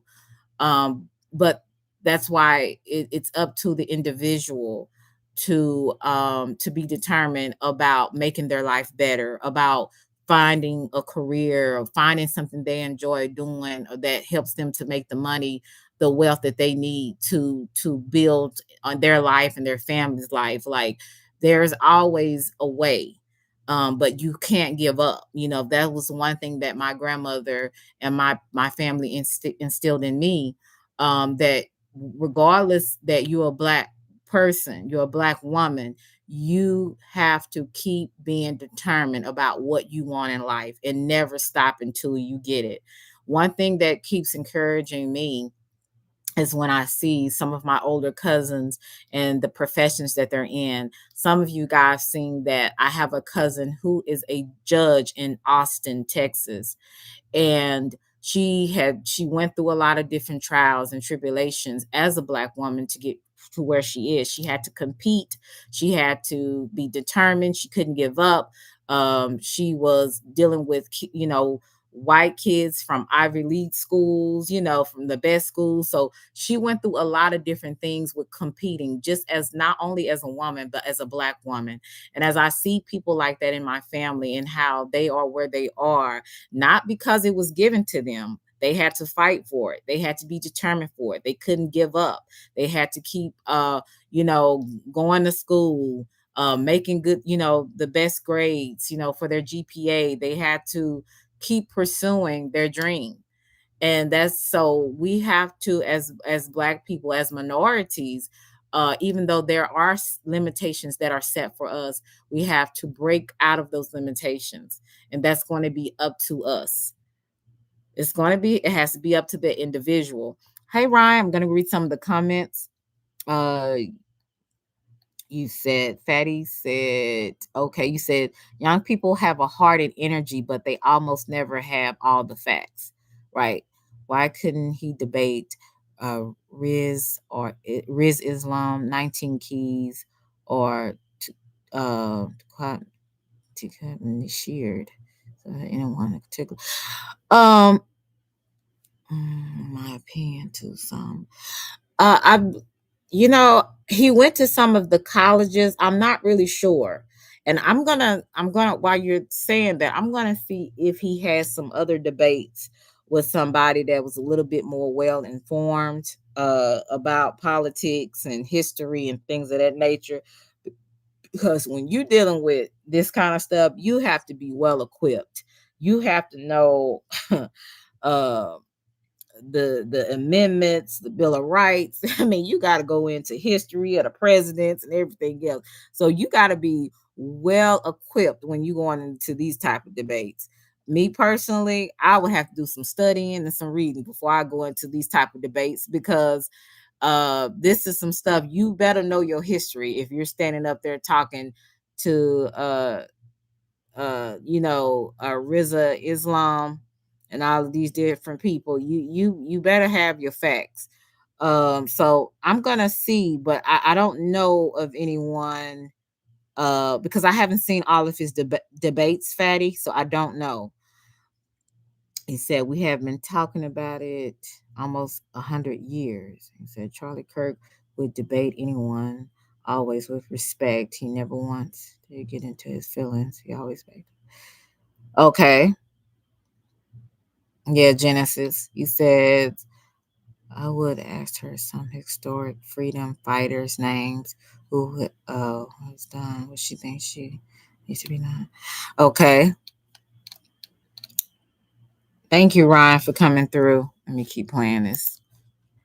Fair use. The consciousness of this society, and I don't think we can have these conversations if we do not understand that Black people specifically, because I really can't talk about Asians. I'm not Asian. I can't talk about other people of color, but Black people in this country specifically have never had the opportunities to bring themselves back up. When you're talking about the destroyment of the Black family, that also came with a big chunk of the Reagan administration, which was forever and whatever ago. How is it the government's fault of why dads aren't around? I mean, we could get into the whole, like, the rhetoric of crack babies and crack drug dealers. So, but isn't it a decision to take drugs? Oh, no, 100%. So, and it's a decision to commit crimes. Yes. Okay, so the government didn't do that to them. People decided to take drugs. That's true. So here's my contention. Go ahead. So you have a population that dads are not around, that is very, very murderous per population capita, that is very violent, more likely to be involved in gangs. And we, as conservatives, look at that and we say, wait a second, like, the problem is within the community. The problem is not the government. The problem is not the culture. The problem is not the history.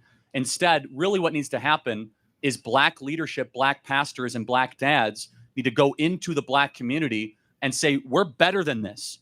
Cut the killing, cut the violence. Do you know the most, one more point. Go ahead. Who is, outside of heart disease and all that, what is the #1 killer of Black people in America? I know about like diabetes, but fellow black people. A black person is far more likely to be killed by another black person than anything else. Black people are a greater threat to their own people than any other community. So it's not like white supremacists coming into these communities and they're mowing down. It's black on black gang violence. But that's not okay. I just like to go back to something that you said earlier about like how it has nothing to do with the government. The history of black people in this country has everything to do with the government. At one point, the government allowed and pushed and raised for slavery. That was something that this government did. They made laws in the improvement of segregation. So in terms of the long history, you can't take out the fact that government has played a major institution. Of course, government plays a role. Gigi, let me ask you a question. Go ahead. How did that legacy of slavery prevent you from getting to this school and having a great career? I think that, okay, I'm sorry, I got kind of distracted. Can you please restate your question? So Gigi, what I'm trying to do right now, I'm going to give you a warning, is prove that your own life experience is actually at odds with some of the things you're saying. Is that cool? So here you are at the University of Tennessee, correct? You're a student. Yes. You have the whole world as your oyster in front of you. You could study hard. You're going to graduate. You're going to do better than most people in probably the community you came from. Just guessing. I don't know your background, but based on how you're talking. How did the legacy of slavery get in your way?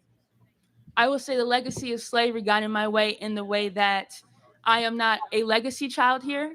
I would say that it got in my way in the way that my parents, my grandparents were not afforded the same, were not at one point even allowed to be on the property of this school. I think that that is one of the things that has gotten into this way. But you're here. It didn't get in the way. So here's the attitude I want you to adopt, Gigi, and I'll close with this. Instead of just looking at everything in the past that's wrong and bad through a victim lens, say, you know what? It's still going on. Okay. One sec. Say, you know what? I'm an American, and I'm going to use my mental energy to say, despite all of that, I get to succeed and flourish and prosper as a Black American at the University of Tennessee. You are a living embodiment, Gigi, that you can still succeed as a Black individual. I would just disagree from the simple fact that I feel like there are a lot of barriers, there's a lot of obstacles, there's a lot of prejudice There's a lot of barriers, just like I said before, but there's barriers that you can actually knock down. There's not barriers that will stay up unless you keep them there. Barriers are meant to be knocked down. They're not meant to stay. So yes, as minorities, we're always going to have barriers. That it is what it is. But they're meant to be knocked down. And she's doing it now. She's going to school. She's probably one day going to get into a career that will probably get her close to 6 figures, depending on what type of career she gets involved in. She's going to be able to, for the most part, maybe have a productive life, better than her parents or her grandparents, right? So barriers are meant to be knocked down. That doesn't mean that they are meant to stay.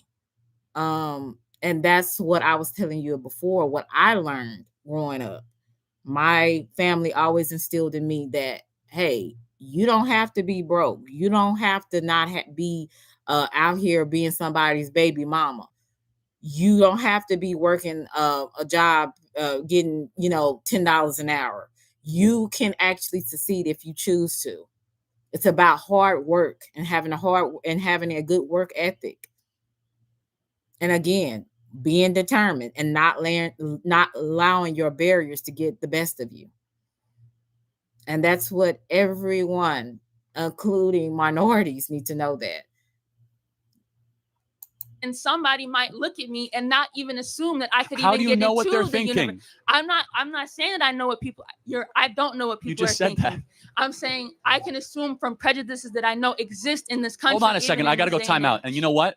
If you walk around here and you go see, this happens all the time, and you see a white boy with the short shorts and kind of acting all, you might say he's only there because of his parents. I don't think so.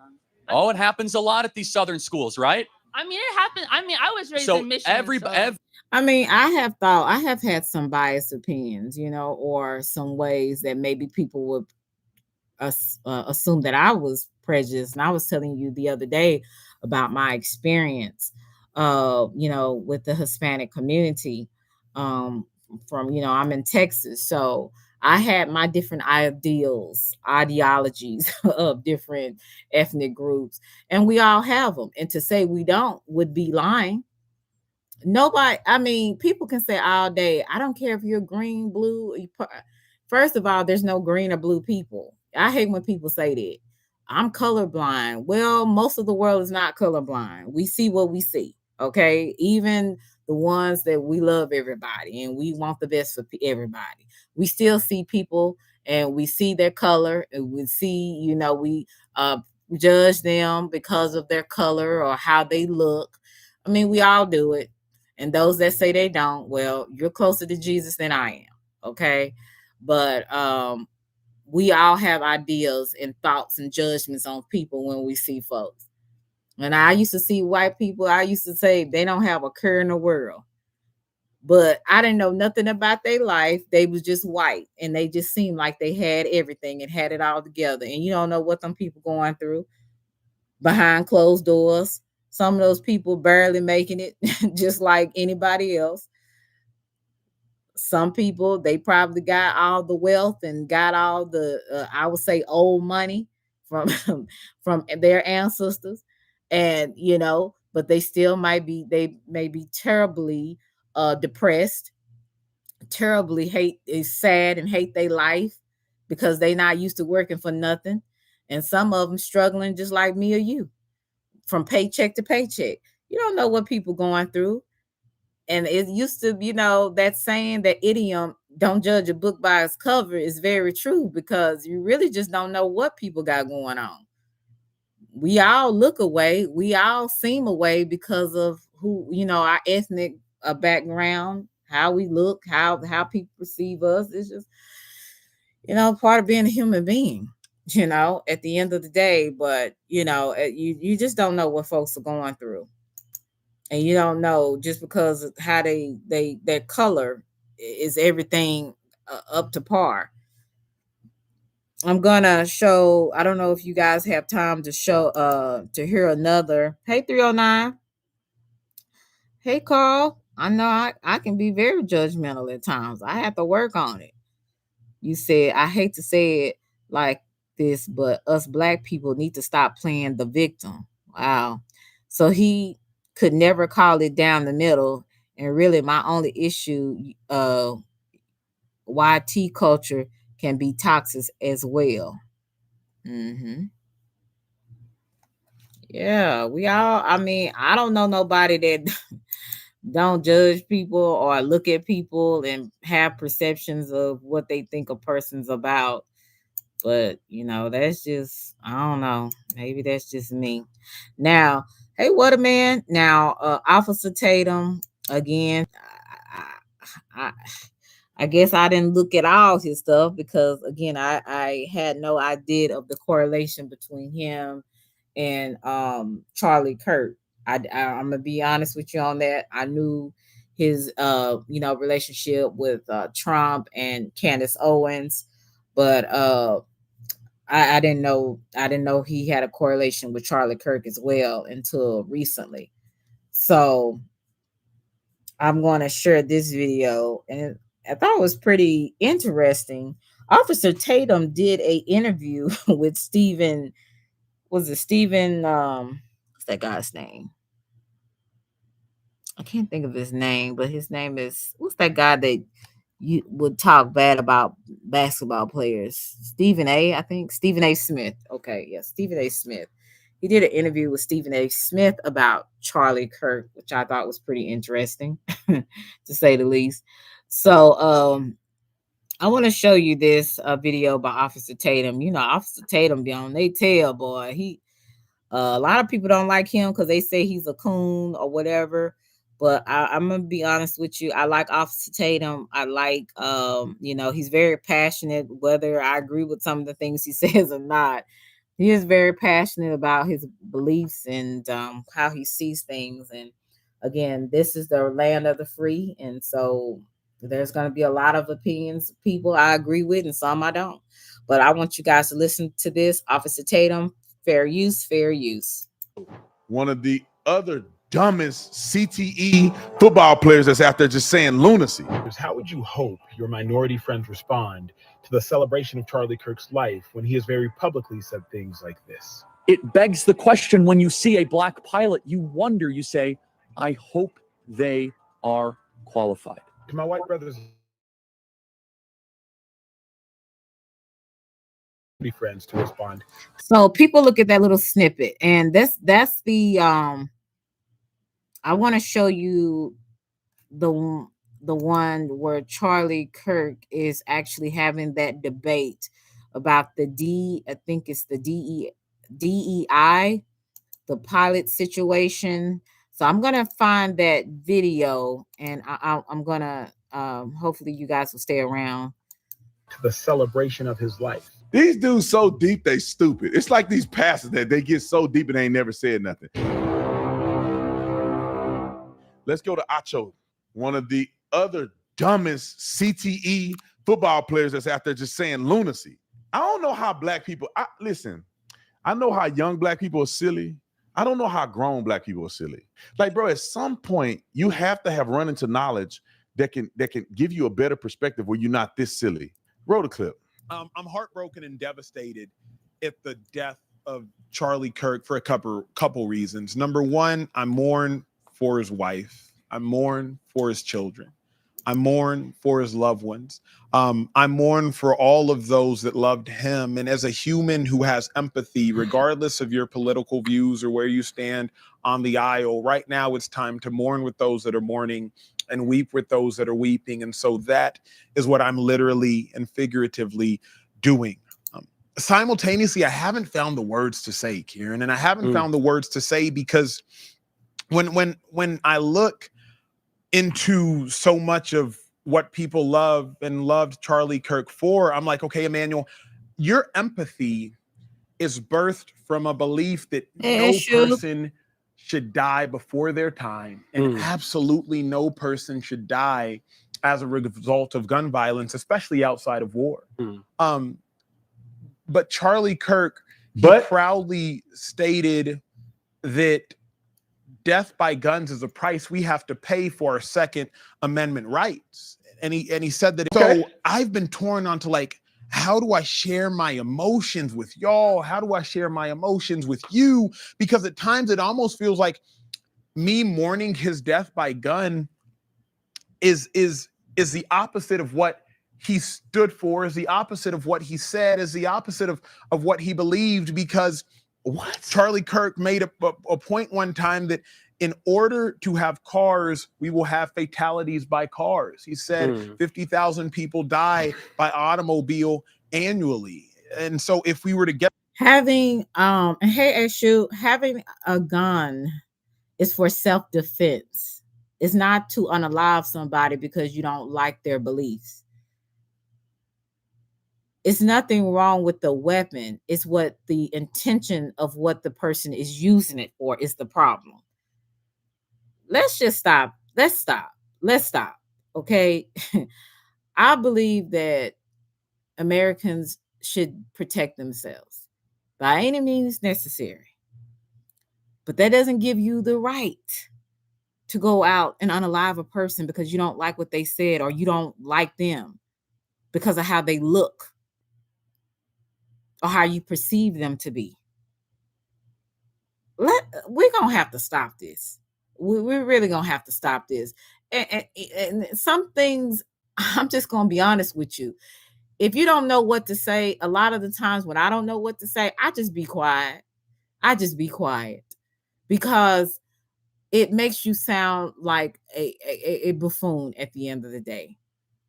So when you don't hear me speaking on certain things, either I'm protecting myself because I understand whatever you say can be used against you, or, some things I don't know. So I learned to be quiet and do some research and read on some things before I speak on things.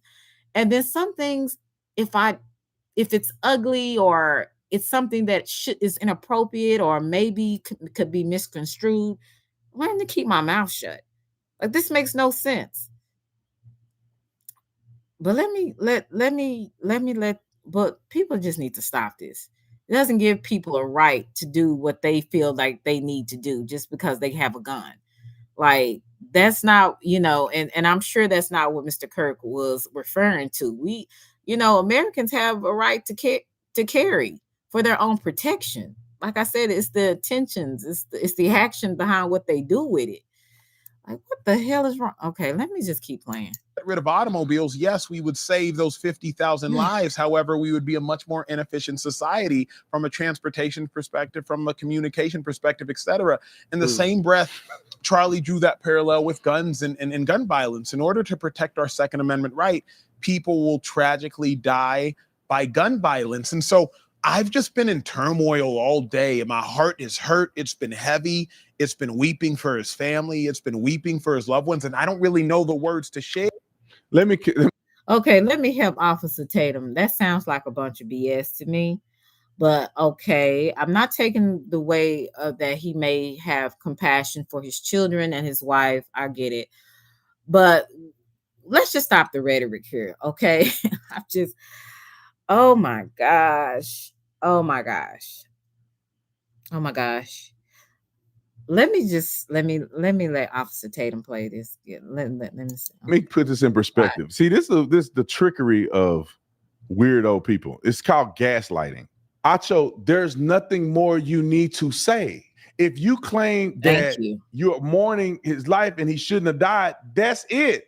What? Thank you.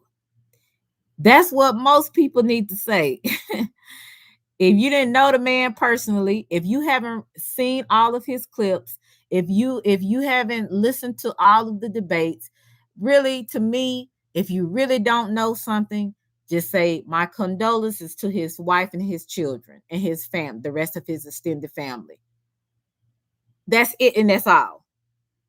Most people need to take the lesson to just say what you need to say and shut up. Okay? That's what I learned to do. And it has been doing pretty good. Okay, for me. I don't know what to say on some things. So I said, I don't know. Maybe I need to do some more research. So I'm not going to speak on this. Or say nothing at all. What else are you talking about? Man, y'all know me. I keep it real. And I say it straight.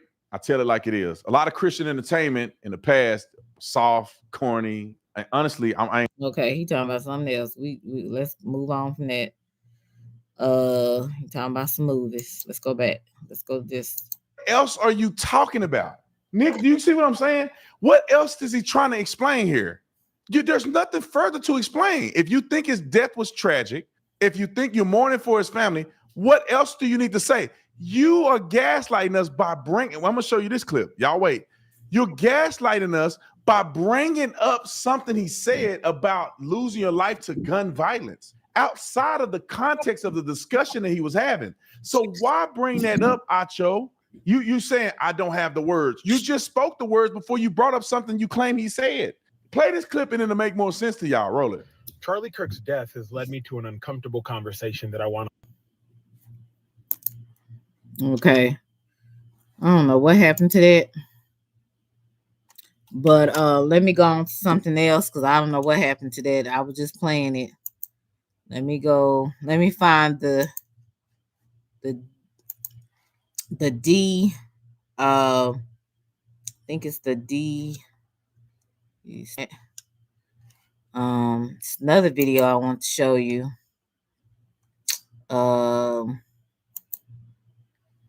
Let's see.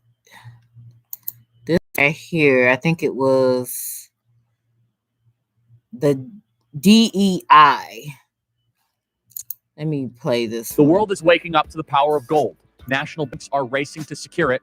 In 2024 alone, central banks added over 1,000 tons, the third straight year of net gold buying. Why? Said some very nasty things about me online. So the floor is yours.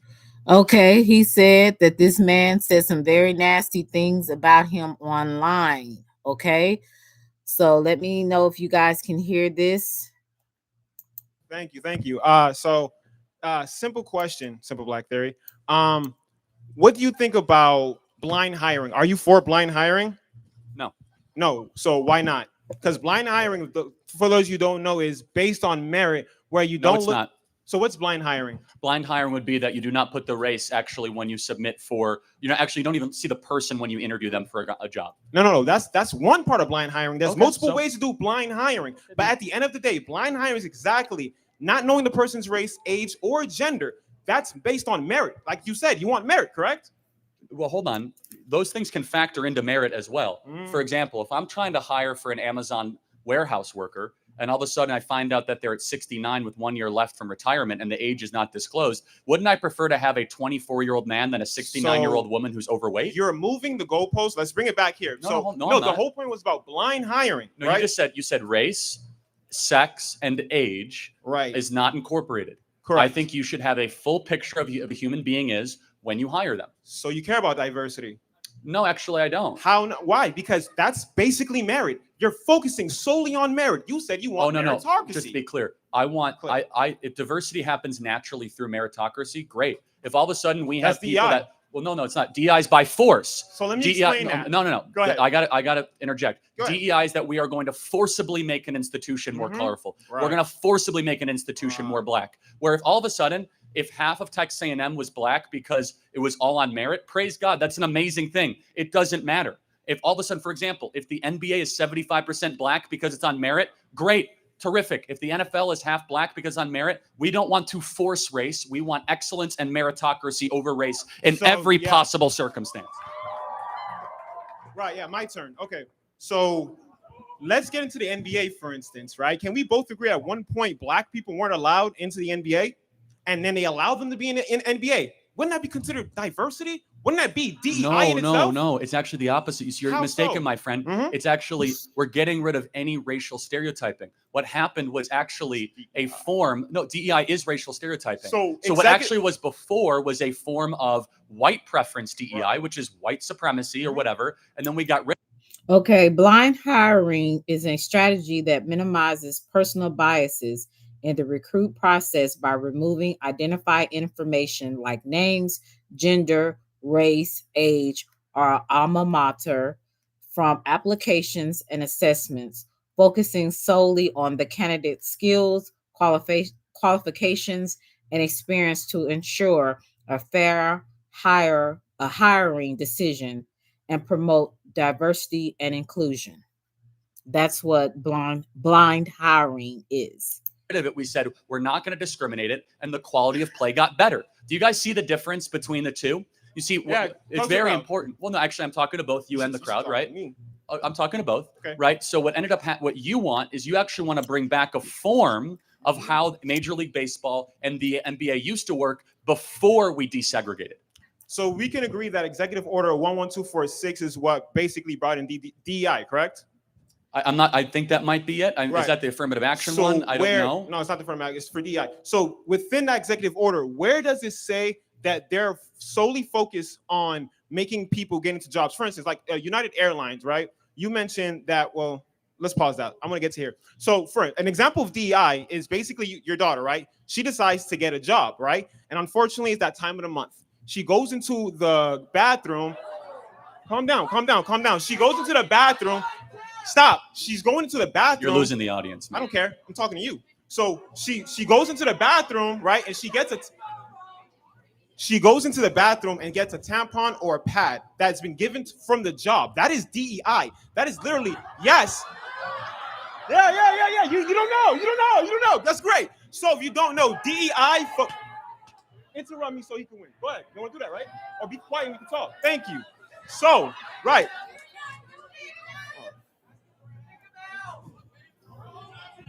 Can I continue? Thank you. So my thing is dead.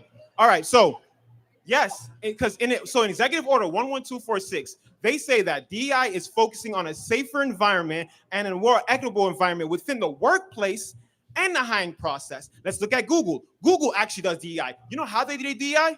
Give me an example of. Do you know Google's DEI? I'm pretty sure you don't. And they shouldn't, of course not. What is their DEI initiative? I actually don't know the specifics because I don't know every company specifics. However, let me ask you a question. When you're hiring somebody, would you rather hire someone that's black or someone that there is excellent? So that's what we're talking about. That's not what DEI is. Actually, it is. So let me prove it to you. As I said, according to the Student for Fair Admission Supreme Court case, Black students were able to get into Harvard with That is affirmative action, which not is DEI. affirmative action. Struck down. Time out. You're Time bringing out. OG Time out. Time out. You're getting too worked up here, man. Okay. Time out. It's great to have passion, and it's great to have, first of all, have knowledge and to have passion, but to actually have a healthy debate, you actually have to listen to the other component. You can't overtalk the person. You have to allow the person to speak. Then after you've heard the information, then you speak and say what you need to say to either debate that point or whatever. So this young man, you know, he may have the right passion and he may have a lot of knowledge, but he is not going to be a person you're able to have a good debate with because he's too overly emotional. He doesn't listen. Affirmative action is DEI in practice. You see, Wasn't it- DEI is a theory. Wasn't it struck down by Supreme Court? Yes, and they still ignore so it. why are you bringing it up? Because they're still ignoring it, So my let's friend. focus on my question I asked you. Hold that you're on. moving. Let's Go get ahead. back to the core macro tenet, Mhm. which I think is very important. Correct. Which is, wouldn't you prefer a country built on excellence and merit, That is not what one DEI does. based on forced pigmentation diversity? Why does somebody's skin color matter? No, tell me, what differences do you as a black man and me as a white man have, and why does it matter? Okay, so Why does it matter?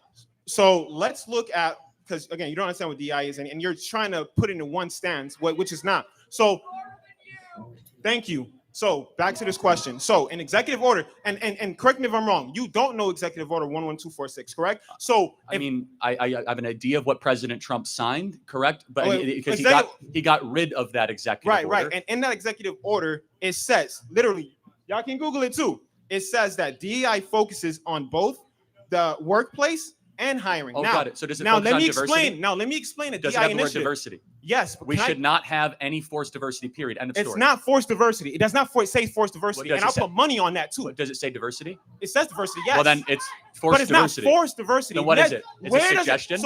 So correct me if I'm wrong. Tell me if I'm lying. Does it say forced diversity in the executive order? But it has the word diversity. Does it say forced diversity in but executive wait, hold order? on, let me get this straight. Executive order with the word diversity. Can I give you an Would that example of not DI be initiative? forced Then? diversity? Let me give you an example of DI initiative so okay. you have a better understanding. So let's look at Google, right? Google's one of the hardest companies to actually get into. In fact, I believe there's a 0.2% chance that you actually get the job, right? They actually run a DI initiative. Their DI initiative is called a hiring committee, where they have a diverse group of people that have Terrible been idea. working. Awful. How? So you're telling me Google sucks?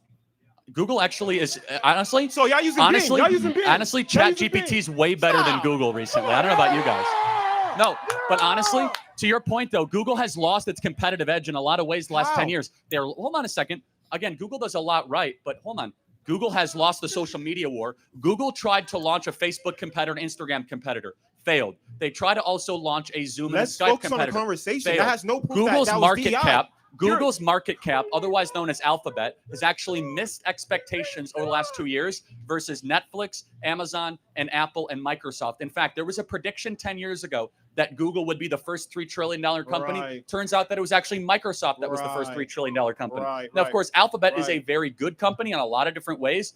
But if your argument right now is like, well, because one of the biggest companies on the planet has embraced a bad idea, what is your argument exactly? They're still one of the best companies in the Not world. because of that, because they What were do you- built by look, you merit just and said- it's being destroyed by Exactly. diversity. And they use DEI to get that merit. and- Listen, if they're hiring.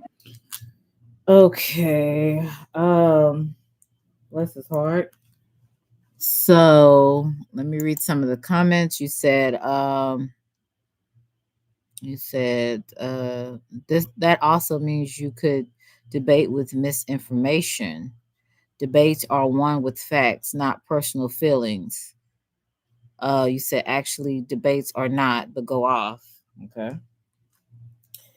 So let me see the definition of DEI: diversity, equity, and inclusion. Diversity refers to the presence of wide range of human differences. Equity ensures that everyone has a fair chance to succeed by addressing systematic barriers. Inclusion involves creating a culture where everyone feels welcome, respected, and able to participate fully. So that's what the DEI is, the acronym, diversity, equity, and inclusion. Okay.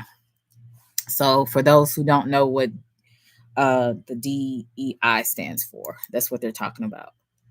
People. Yes, it makes sense. If you're doing a hiring process and you have a hiring committee that is DEI and they're hiring the people that's making the company as great as we just said, your argument is that DEI takes away merit. It does. But if we see that Google is doing well and they're using DEI, how the hell are you saying that DEI is not making merit? First of all, Google has not had this hiring committee around since its inception. They have. No, not since its inception, but they had it for a while. And Secondly, the people in the committee are people who's been there for a while, which is very diverse. Secondly, you have not answered this fundamental question, though. Go ahead. Which is, can you tell me when an organization gets forcibly more diverse, it gets better? Google. Again, I just proved to you. Google is Google. Okay. I just gave you Google. Again, they use DEI. Not only are they one of the best companies. Oh yeah. I hate that argument. Great. I mean, again, it's just they're fine. I'm not gonna like totally kind of crap on Google, but like more importantly and more broadly, I do think you have to answer the question. So why I can't. Why does skin color matter at all in hiring? Answer that question. Why does skin color matter? So if we look at basketball, because you love talking about that, right? Can we both agree that at one point there was no black athletes, and then what happened? They diversified. We got rid of forced segregation, which is a form of DEI. And that diversified the basketball, because right? it was based on merit. Was it diversified? Yes, but not by force. No, hold on a second. Very much. Hold on, but if your argument is that if you want to make things more merit-based, then let's do it. It is more merit-based. Hold on a second. They made it diversifying. They diversified basketball, bringing black people who are good in it. Nothing you're saying is making any sense. Oh, okay, I bet. Because what they did, of course you don't. The NBA went to pure merit, pure excellence. Are you good at this? That's all they cared about. They allowed black people in, right? Exactly, because prior. Okay, then. Hold on. Because you know what they had prior was a form of racial stereotyping. And you want more racial stereotyping. Your worldview is indecipherable from the KKK. So what you want, it's indecipherable because you are race obsessed. I am not race obsessed. No, you talk though. about the race. You talk about though. race more than the Grand Wizard of the KKK. Right. Because I'm the Grand Wizard of the KKK. Well, think about it. Yeah, I said your worldview. Yeah. Think about it. Yeah. Because you're around talking about race all the time. I'm talking about character. You talk about race all the time. You literally said DEI is based on race when it's not. It's I'm DEIA with accessibility. Man, you're getting really upset. You're right, because you keep lying. For instance, right? I've been trying to say this. DI, one part of DI is literally giving women tampons or pads at work. Oh, yeah, you're laughing because you don't know that. Giving women tampons is a form of DEI. Yes, it is. You know why? Let me explain. Yeah, y'all know. I got you. I'm about to explain to you guys. So basically what happens is, the reason why we have DEI is the fact that in a job location, right, they want to hire more people of diverse. So what these initiatives, these goals, these aspirations that they're doing is trying to bring more people in. For instance, like if what's that store? Trader Joe's, right? They let people sit down while they they bring stuff in.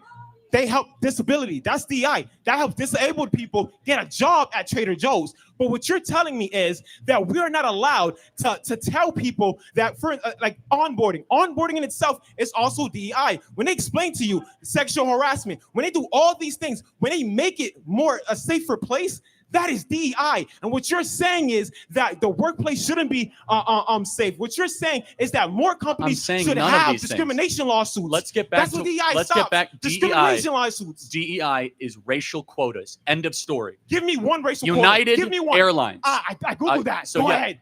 Oh, I Googled it. Okay, great. Yes. So go ahead. Continue. What did United Airlines announce? Because you know what I said about black pilots. What did they announce when it came to pilots? And why should skin color matter when you board an airplane? So just remind everybody, it's Charlie Kirk's idea. Yo, this is deep. He said, I think they should bring back debating teams in middle and high school.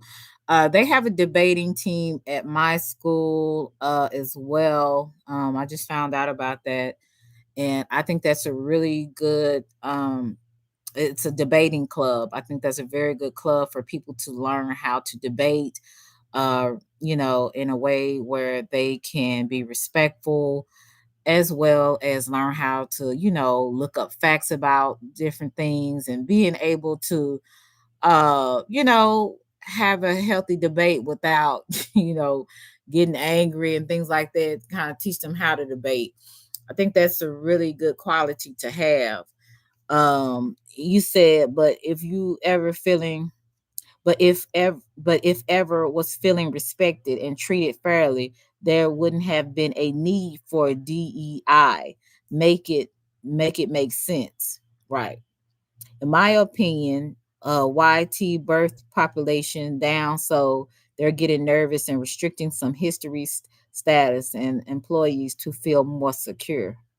I think college students are filled with ideology, uh, no lived experience, no fault of their own. I respect their passion. Okay. Okay. Yep. It's real out here. Stop talking. So Charlie Kirk basically. Ooh, that's very misogynist. That's not very DEI of you. All right, let me finish cooking. So, right.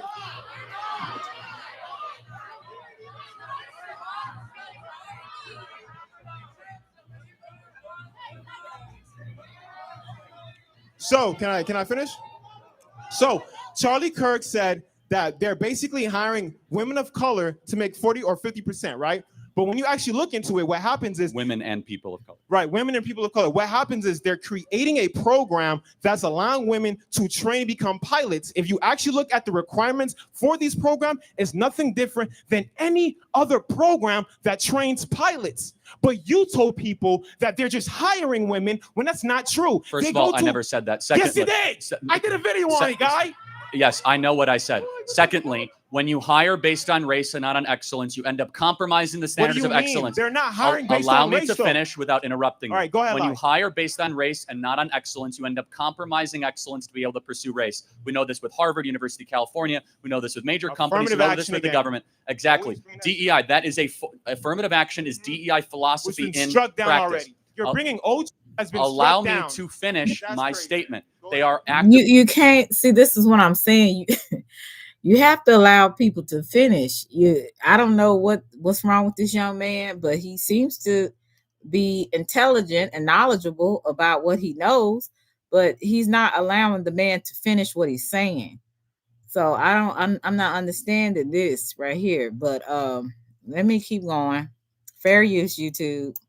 Define the Supreme Court decision, or they're contorting their policies to try to fit their own DEI agenda. But let me ask you a question. If you were to board a United Airlines, I ain't get the finish. Right. If you were to board a flight with United Airlines, would you rather have a pilot that is qualified or one that is diverse? Answer the question. So this was the argument that a lot of people were talking about, where they were saying that he was racist in his views. So I think this was one of the clips, and I maybe try, if I have time, find the other one, but this was one of the clips that people were saying, oh, he's a racist and all of this kind of stuff. Makes no sense. Why is there two different things? How is it different? When you go to American Airlines, because in the pursuit of diversity, you sacrifice excellence every time. We know this with Harvard. Right. We know this with Yale. We know this with the military. Right. Every time, every example that we pursue diversity, an institution becomes less excellent. So it becomes subpar. When you go on a plane, do you go to the pilot and ask for your credentials? Or do you believe that the airline did the right thing and hired the right? So you ask. No, I don't. Actually, I'm starting to. Hold on. I start to doubt it. That was my statement. That was my statement. My statement was if you're going to go from 4% of the pilots being black to 50% of the pilots to be black, it begs the question: you are going to lower the standards. So my you're going to put a square peg through a round hole. You are going to force something that naturally is not happening, and you will all of a sudden be playing a very treacherous and dangerous game when you board a plane. When I get heart surgery or if I board a plane, I don't care about the color of the skin of the person doing it. I want excellence and I want meritocracy. Okay, he said he wants excellence. He doesn't care about the color. So he said he understands Charlie is assaulting blacks. That's why he's upset. Okay. Yes. So stop talking. Are you talking? So, right, let's get back to, because you're talking a lot. Final point, then I'll get to the next Let question. me go back to that point because I want Dangerous to make game sure when you I'm board a hearing plane. this. When I get heart surgery or if I board a plane, I don't care about the color of the skin of the person doing it. Right, I want excellence and I want meritocracy. Yes. So stop talking. Are you talking? So, right, let's get back to, because you're talking a lot. Final point, then I'll get to the next question. Yeah, that's fair. Okay, so again, going back to what you said, because like I said earlier ago, you said, and I forgot this is ISU, you basically said that that women are being hired to become pilots, right? Now, first, that's a lie. That's based on a program. Second, correct me if I'm wrong, becoming a pilot is based on skill, correct? It's not based on height. It's not based on physicality. It's based on nothing. It's based on skill, meaning Not that always. if you're being, so what is it based on? Because based on a now public lawsuit with the Department of Transportation in 2016, 2017, air traffic controllers and pilot standards were lowered in pursuit of diversity goals. I looked at that too. Because of over 15, they added more let me shit. finish, because of 15 whistleblowers that said the standard of air traffic controllers and pilots were being sacrificed in the pursuit of diversity, equity, and inclusion. You're lying again. Okay, I mean, people can do their own independent research, and I've done it, and you're lying. They actually made it harder. They add more scenarios within the FAA. Again, everybody you here can Google it. Google it right now. Yeah. Okay. Again, the documents bear out exactly. We now have we have air traffic controllers after air traffic controllers have said in the pursuit of making air traffic controlling more diverse, we have then lowered the quality of air traffic control. So at the end of all this, what you basically told me is that if merit matters, it doesn't matter, because when we mentioned blind hiring, you said you're against that, which is based on merit. No, time out. They said that they want to prioritize a group above what is meritocratic. That didn't say that. That's what United Airlines said.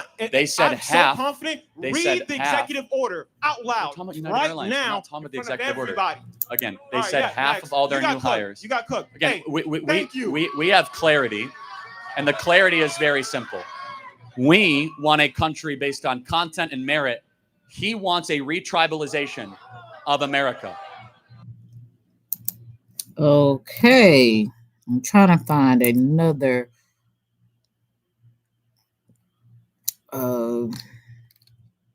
video. Let me see. Did y'all see the Jimmy Kimmel? I believe his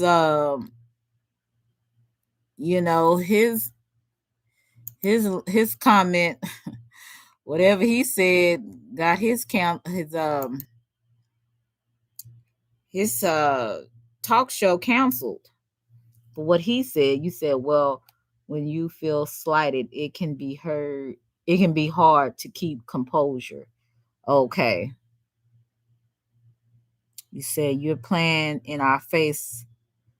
You playing in our face like black people slow. Okay.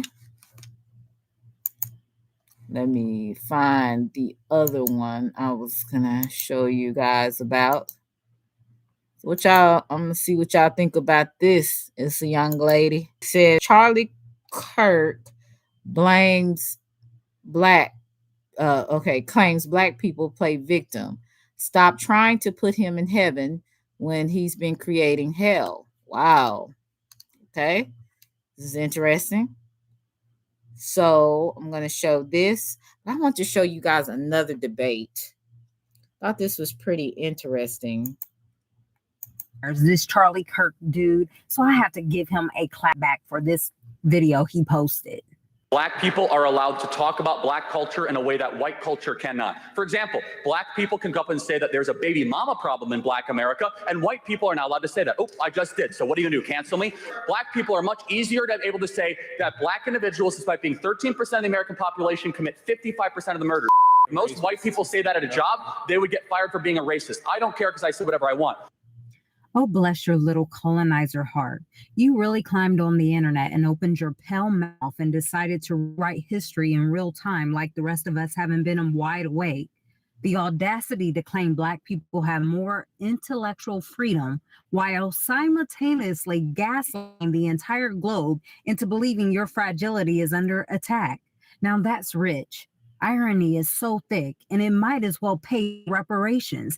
But I'm going to reveal the lie and hypocrisy behind the Olympics that you just won the new gold medalist for.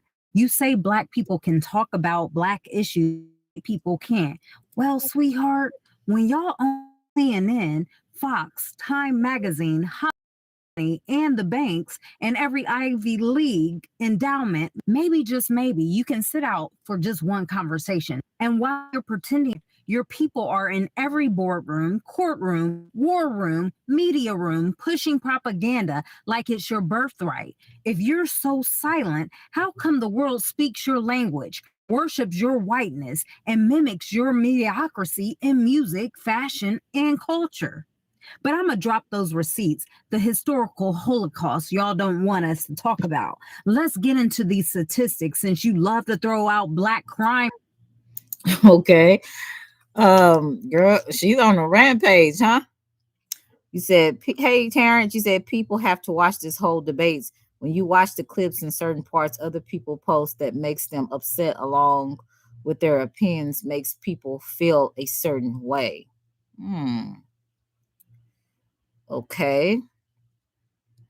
It's a contradict Jimmy Kimmel sees his free speech. It's all about who we like. Fatty. You say I don't. Oh, okay. Oh, something going on in the chat. All right. Let me play this just a little bit more, and then we're gonna go into some. I want to go to Jimmy. Well, it was something I want to show you, Carlos King. This is a random topic. This is off of Charlie Kirk, but I was gonna play a little bit of this.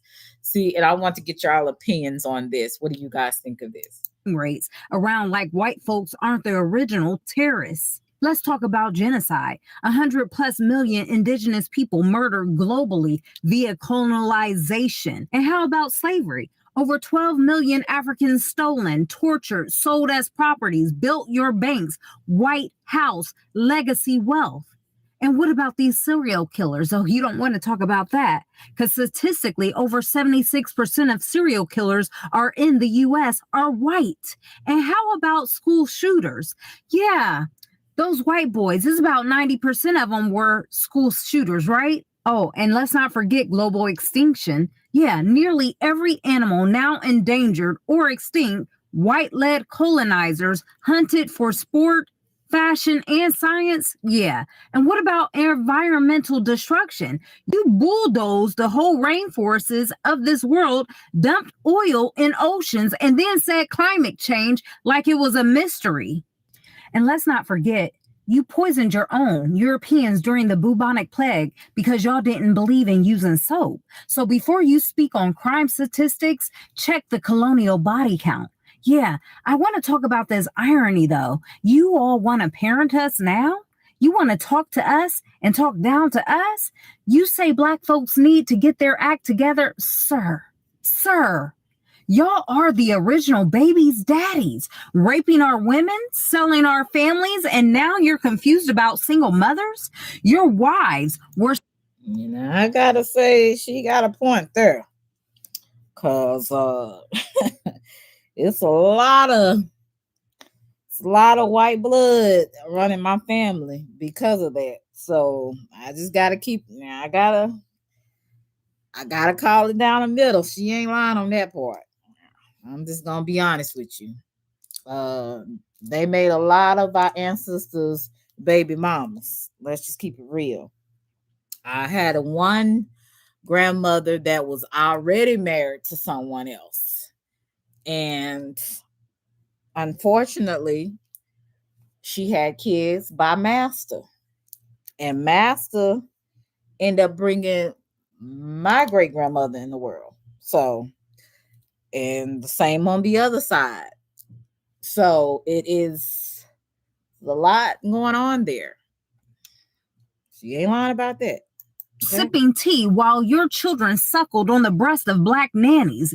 Did you forget? That's the origin of your wet nurse economy. You stole our families and then had the nerve to blame us for the fracture. That's like robbing a man and breaking his legs and then calling him lazy for limping. And don't come for our music, our art, and our soul. You manufactured the whole hedonism and handed the record deals to those willing to sell their souls for the culture you corrupted. Yeah, you say our rappers don't challenge the rot?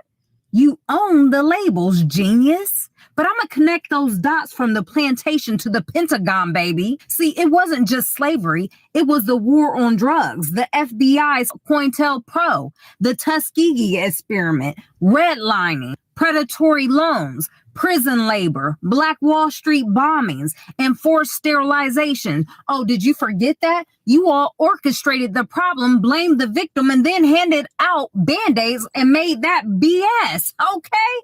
Even your DEI talking points are laughable. White women are the primary beneficiaries of affirmative actions. Did you hear that right?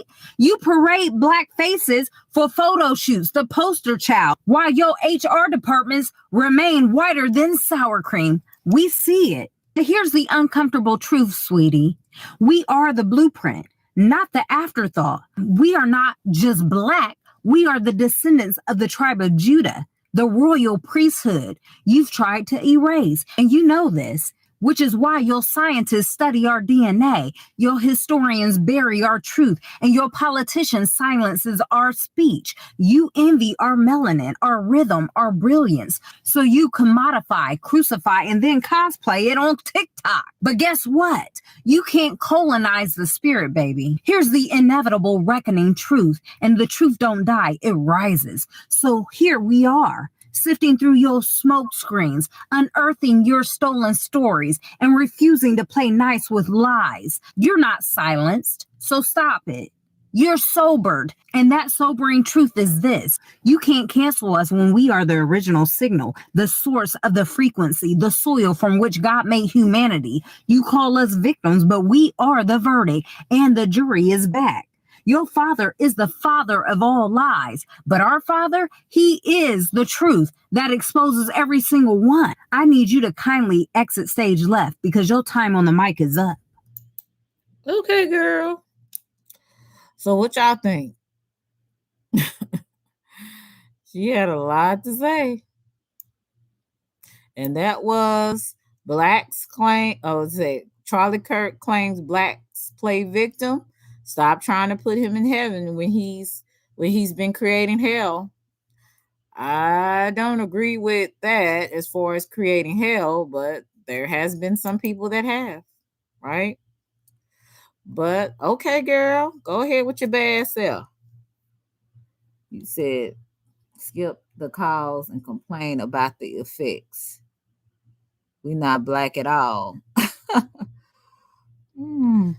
Yes, indeed. What happened to Jimmy Kimmel? Let's see what happened to Jimmy Kimmel. Because honey, they got on his head. He said something, and whatever he said, it wasn't good in some people's eyes. Let's see. Over the weekend with the MAGA gang desperately trying to characterize this kid who murdered Charlie Kirk as anything other than one of them and doing everything they can to score political points from. Here's everything you need to know about the off-key monologue that got Jimmy Kimmel's show pulled indefinitely. The controversy began during Monday's show when the late-night comic started off by claiming that MAGA was using Charlie Kirk's assassination to score political points. But Kimmel didn't stop there. He went on to call out President Trump, who is scheduled to deliver a speech at Kirk's memorial service on Monday, for what he deemed to be an insufficient reaction to the murder. In between the finger pointing, there was grieving. On Friday, the White House flew the flags at half staff, which got some criticism. But on a human level, you can see how hard the president is taking this. My condolences on the loss of your friend Charlie Kirk. May I ask, sir, personally, how are you holding up over the last day and a half, sir? I think very good. And by the way, right there, you see all the trucks? They've just started construction of the new ballroom for the White House, which is something they've been trying to get, as you know, for about 150 years. And it's going to be a beauty. Yes. He's at the fourth stage. So that was a little weird response, right? Oh gosh, you can't make this stuff up. That was just yeah. He just he should have just said something else. that. I don't even know what they got to do with anything with. Let me go back to this because let me see if I heard this correctly. Let me go back. Over the last day and a half, sir. I think very good. And by the way, right there, you see all the trucks? They've just started construction of the. I think very good. And by the way, you can see the trucks. So it wasn't. My prayers are to his wife and to his children. Wasn't that? Good. By the way, there's trucks and we're about to do this and we're about to do that. Oh God, I just don't understand. But okay. The new ballroom for the White House, which is something they've been trying to get, as you know, for about 150 years, and it's going to be a beauty. Yes. He's at the fourth stage of grief, construction. Demolition, construction. This is not how an adult grieves the murder of someone he called a friend. This is how a 4-year-old mourns a goldfish, okay? Kimmel then doubled down, sharing that it wasn't the first time since Kirk's murder that Trump redirected a question about the Turning Point USA founder back to the White House ballroom. And it didn't just happen once. When I heard it, I was in the midst of, building a great, for 150 years, they've wanted a ballroom at the White House, right? They don't have a ballroom. They have to use tents on the lawn for President Xi when he comes over. If it rains, it's a wipeout. And so I was with the architects that would design. It's going to be incredible. And they came in, they said, Charlie Kirk is dead. I didn't know what they meant. I said, he was dead. Charlie Kirk was shot. And they thought he was dead because it was so horrific, And I said, dead. And then we bless his heart. He's getting old, and I just don't understand that response. Let me just keep going. installed the most beautiful chandelier. Sconces you wouldn't believe. There's something wrong with them. There really is. I mean, the backlash to Kimmel's mom. Yeah, I would have said the same thing. Well, actually, I did. That is just just unbelievable response after you find out one of your friends, your co-laborers, who has just been shot, or assassinated. So I don't know. It's a weird response. I gotta say that. So I agree with Mr. Kimmel on that. Very strange. Monologue was swift, including from the Federal Communications Commission chair, Brendan Carr. The President Trump appointee blasted Kimmel's remarks and urged affiliates to preempt his program during an interview with conservative podcaster Benny Johnson. Change needs to happen on Kimmel, Carr said. Nexstar Communications, which operates 23 ABC affiliates, announced it would no longer carry the program due to Kimmel's remarks. Hours later, ABC took Carr's words and Nexstar's actions to heart and canceled the show indefinitely. Sinclair Broadcasting took things even further, announcing that the suspension wasn't enough and vowing to yank Jimmy Kimmel Live from its stations until the host apologizes directly to Charlie Kirk's family and donates to his political activist group. The company also demanded that formal discussions are held with ABC regarding the network's commitment to professionalism and accountability. Kimmel's removal has sparked fierce debate, with critics accusing ABC and its parent company Disney of bowing to political pressure, as President Donald Trump cheered the suspension. All this as the dominoes continue to fall and true extent of the fallout has yet to be seen. Well, freedom of speech, the land of the free. Oh, goodness. It's not the land of the free, huh? You said he's a comedian. That's not the first time he told jokes or called people out. Yes. I think with this situation, it was very bad timing. But again, like I said, Trump didn't make it no better with his response. Very strange response. Yeah. Very strange response. I think it's very extreme that they would take his his whole show away from him. I mean, that's a little extreme, but hey, the powers that be, you gotta be careful or pay the price. It is what it is. He said Jimmy Seinfeld and many other comedians offended people never were fired doing their job. Again, fatties, like you said earlier, it's about who you like. Is the Constitution the law of the land or not? Yeah, issue. That is the question. Now, guys, this is off of Mr. Kirk, and again, my condolences and prayers goes to his wife and his children. It's never easy to hurt anybody that we love, period. So my prayers definitely will be going for them and anybody that has lost their relatives. Like I was telling you last night, the live stream that I did last night about the two young men that were hung. One was white and one was African American.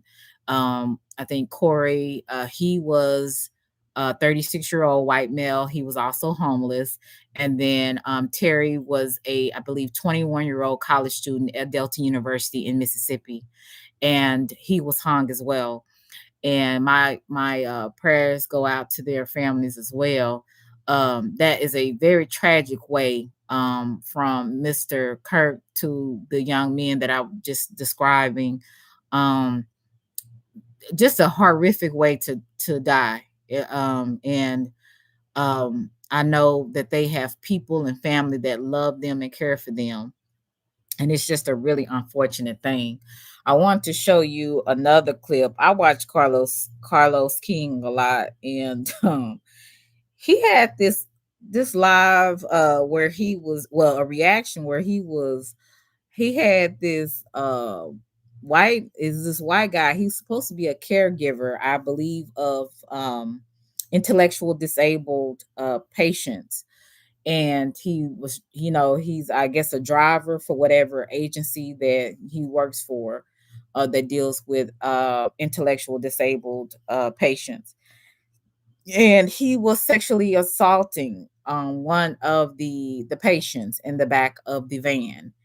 And thank God it was someone there to stop him from continuing abusing this woman. Now, I want to show you this. This is really sad, but that's how a lot of these people are. They be doing stuff to these people that are vulnerable. And I wanted to show you this. And shout out to Carlos King.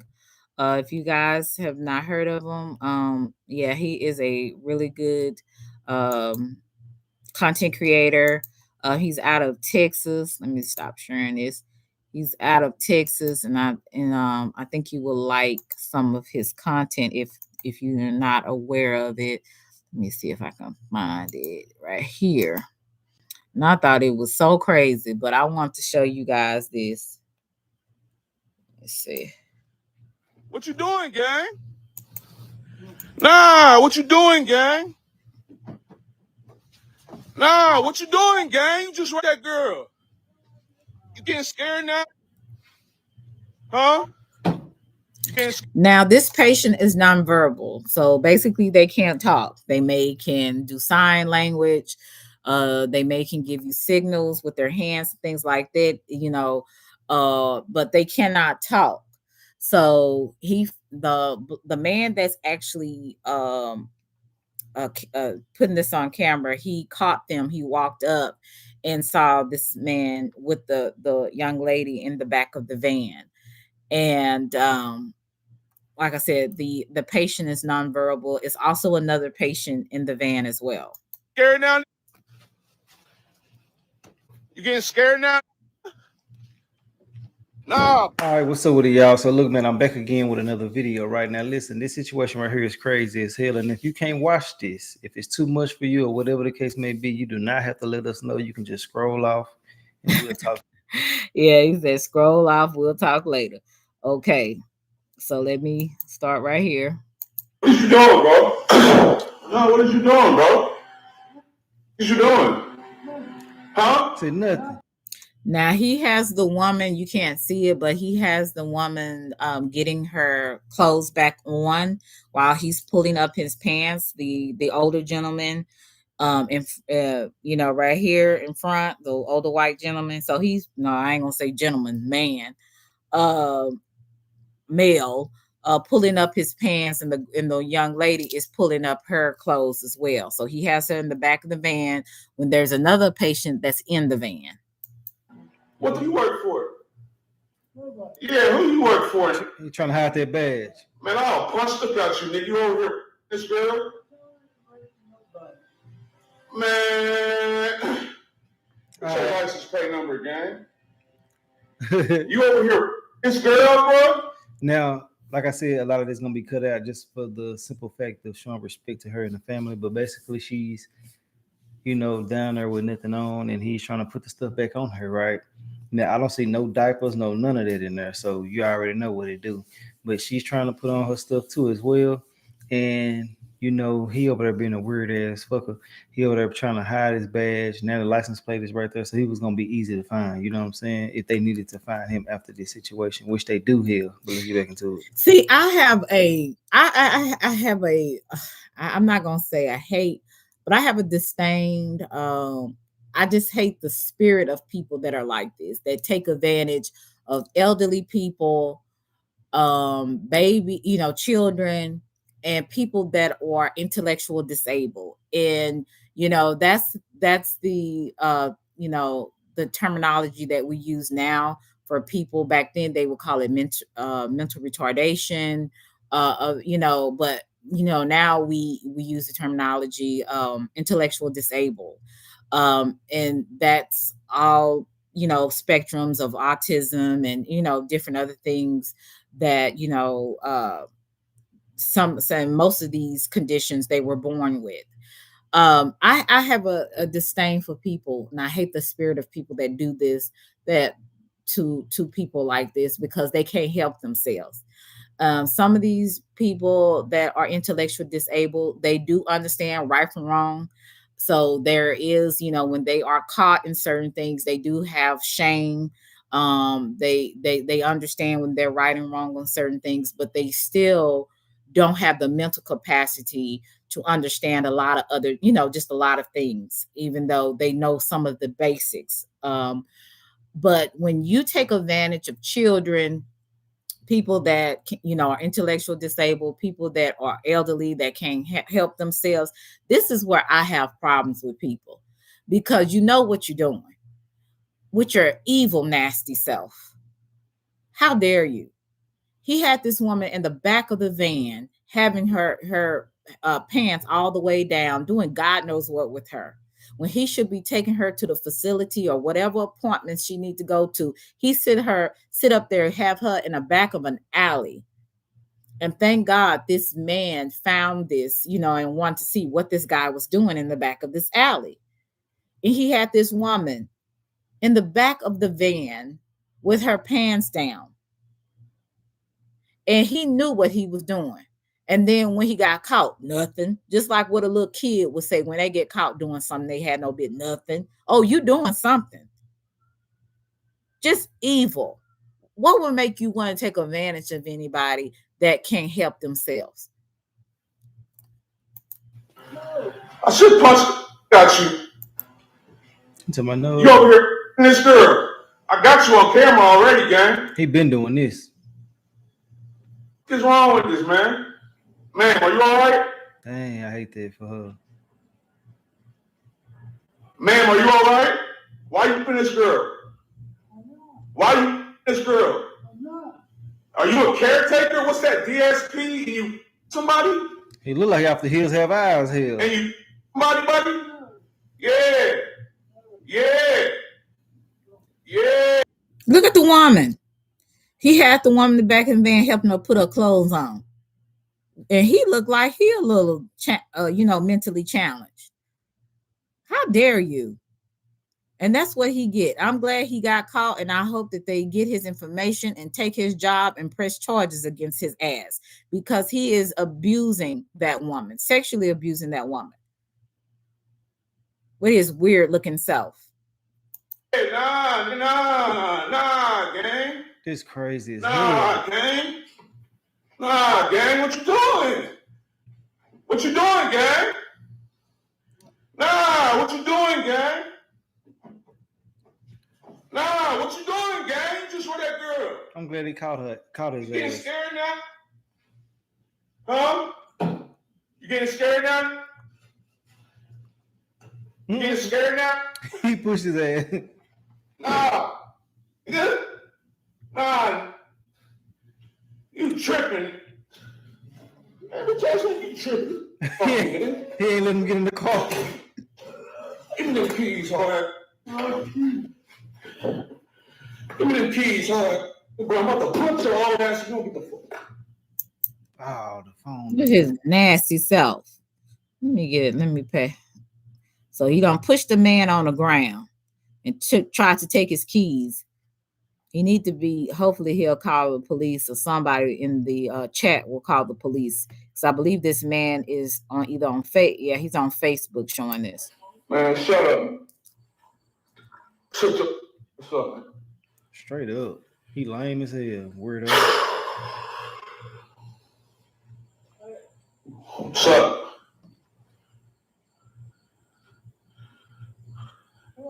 Nah, fuck you. Good?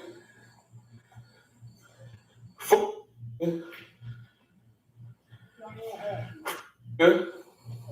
Nah, ain't shit happening again. Call the police on me. You don't want to call the police? I just smack quarters up at you. Why you ain't call the police? Why you ain't call the police? Why? I bet you don't. I don't want to give you the keys. So the man got the keys and he said, "Won't you call police?" And he said he don't want to. The white older guy said he don't want to. Now, because he know not to, because he know better. Okay, he knows that they're gonna be wondering, why are you sitting up here abusing this intellectual disabled patient? Why are you doing that? You're at work. You're supposed to be transporting this lady to wherever her appointments are, back to the facility. And instead you are doing something that you know you shouldn't be doing. That's crazy, gang. Taking advantage of. Hey, man, are you okay? Are you okay? Look at her. She can't even. I hit you again if you don't step back. Are you okay? Oh, she can't even talk. I saw what he was doing to you. That's not right. Ooh, she nervous. He's not allowed to do that. Are you okay? Are you okay? You're gonna piss me off even more. Are you okay, man? This is crazy, bro. You funny like this. She's crying. Look at her, bless her heart. She can't even she knows something's not right, and she knows maybe what happened was wrong. Because like I said, most of them know, when they're doing something wrong or right or something, but they still can't comprehend a lot of things, and she is nonverbal. So she can't tell the man what. She can just give maybe head motions and, and things like that, but she cannot speak. But then if you look across from her, it's another patient there too. And I think that's a woman. It could be a man. I'm not sure. But there's another patient that was sitting in the van while he was doing something with this other lady in the back. Nasty. Just a nasty old man. Damn. You fighting like this. What is wrong with you? Nigga, I will drop you, bro, if you come to you, bro, back, nigga. Back up, bro. I'm about to sock you if I feel like you anywhere near me, any type of my area, bro. Just back up. And I believe. Are you okay, man? I believe she's crying. Ma'am, are you okay? You cool, bro? Yeah. You know what he was doing? You know what he was doing? Hey, Martin. You know that was wrong? Huh? This is crazy, bro. You over here. Like, what's up? Who you work for? Ooh, this done pissed me off so bad. Who you work for? What that man said, nigga? He just came back here, called it for her, bro. In the back of the van, he works for a fucking mental health place. He's supposed to be traveling, transporting them. This pulled in the alley and get the nah. You tripping? You people, bro. That is. He pregnant already. Ain't no, come on, let me get these guys home. That is, bro. not calling. I want you to call the police on me. That's The comments getting on my damn nerves. All I see is call the police, call the police, call the police. Why don't y'all ass call the police? That's crazy as hell to me, and I'm pretty sure people around there know who he is directly. They can do something about it, but I think that he is gonna call the police. He just trying to get everything that he can get right now. He got that dude keys and everything. Where the hell he gonna go? He at work right now. He on the clock and shit like that people don't pay attention to. But he need all the evidence that he can get to. Yeah, Fatty, it just is. It's desperate, you know, and then but he can't help himself. Look at him, you know. Just unfortunate, you know. That's why I said you have to, if you have children or family members that you know are considered to be intellectual disabled, make sure you watch after them, because you don't know what people are doing to your loved ones. Even if you have like older people in the nursing home, your parents or your grandparents, make sure you check on your people, because people abuse and children as well. Make sure you check and see what people are doing, because and ask a lot of questions, be around, make your presence known, because people be doing all kinds of stuff to your loved ones and you don't even know it. It's just crazy how people are just evil and they do stuff like this. Convict this dude, because it can be kind of hard to get certain people locked up. It's his word against his word. So why not get as much footage as you can while you can? You know what I'm saying? I'm pretty sure you're gonna call the police. Damn, let's get back into it. I understand the concern though, but damn, come on now, y'all know the boy gonna call. I don't know what you're gonna do. I ain't letting you drive in and rape that girl again. Nah, you already got about your promises. You was just burned. I don't care about your promises. You was just in a handicap. She can't even speak, and you taking advantage of her, bro. You a nasty or evil ass man, bro. Look at the defender, y'all. He was a handicapped girl in the back of this van. Look at his face. Get a good picture. He works for some part of the county. Got my nigga back up, bro. He worked for some part of the county. Yeah, you just had a badge on. You took the badge off because you didn't want him to see him where he work at. Don't nobody know where this blue van work at with the handicapped people?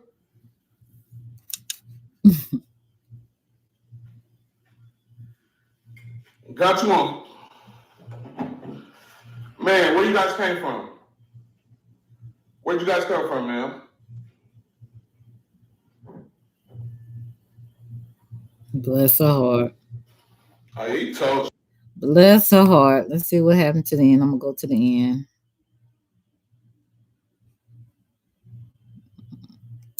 Okay. But look, he is in jail right now. His name is Anthony W. Alcorn, I guess. He is in jail for grape. Y'all know YouTube be tripping. I got to say it like that, but y'all understand. But I'm glad he got caught. It was meant for him to get caught. There's no way around it. There's no way you can look at it other than that.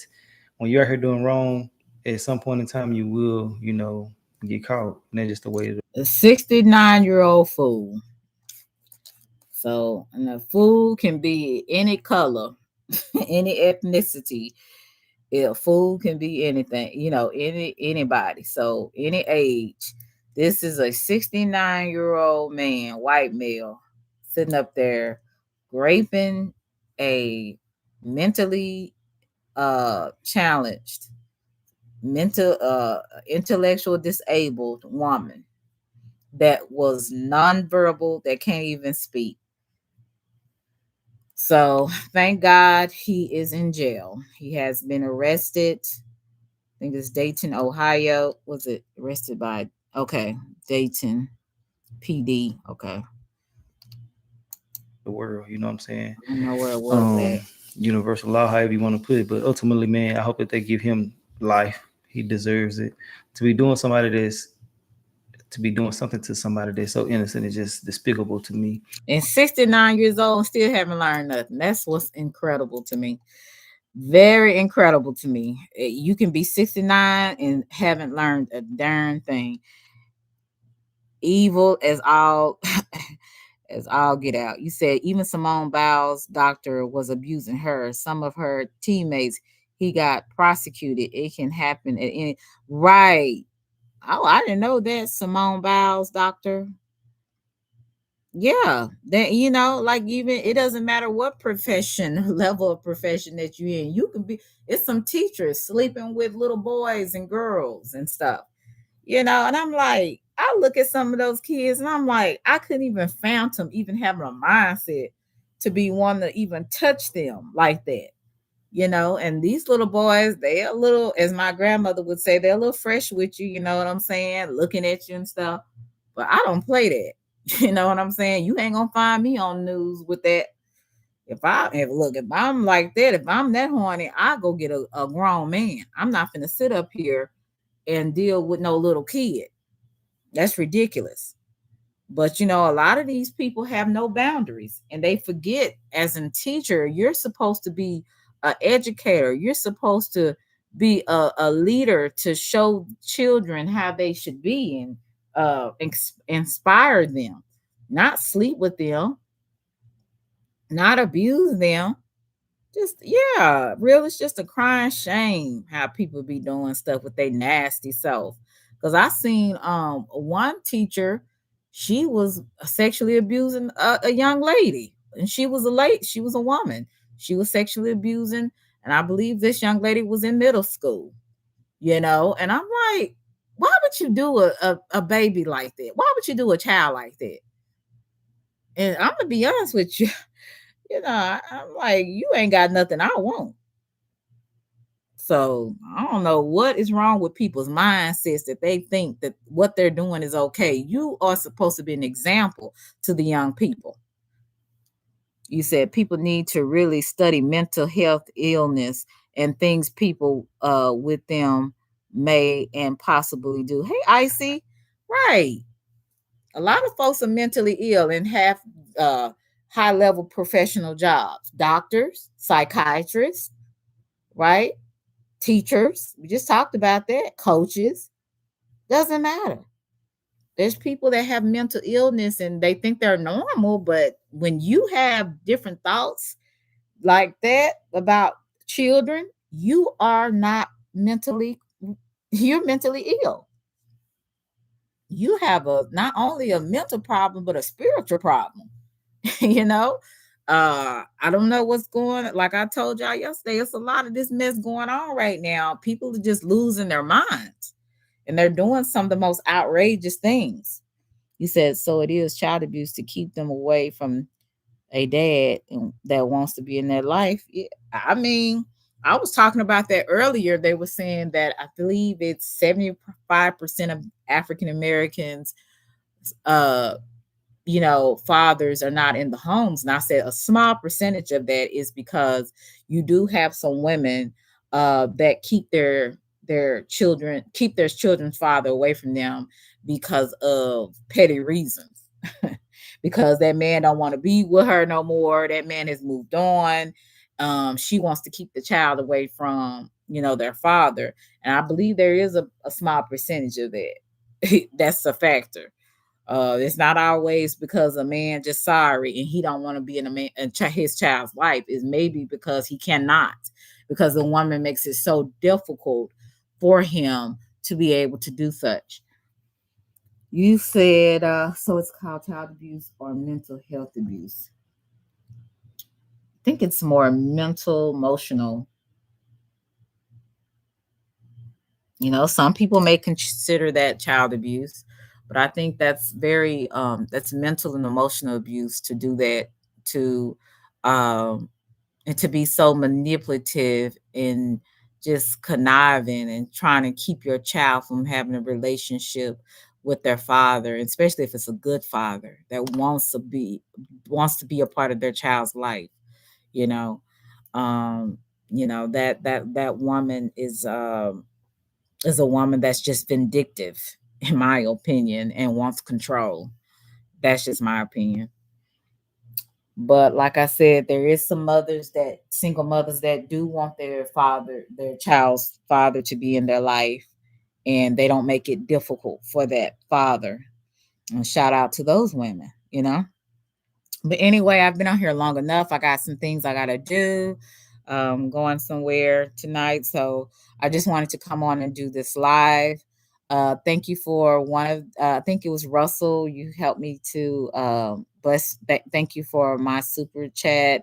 Thank you so much, Action, for my Cash App. I really appreciate you guys for helping me monetarily. If you are not a subscriber, please sub up, like, share, and subscribe.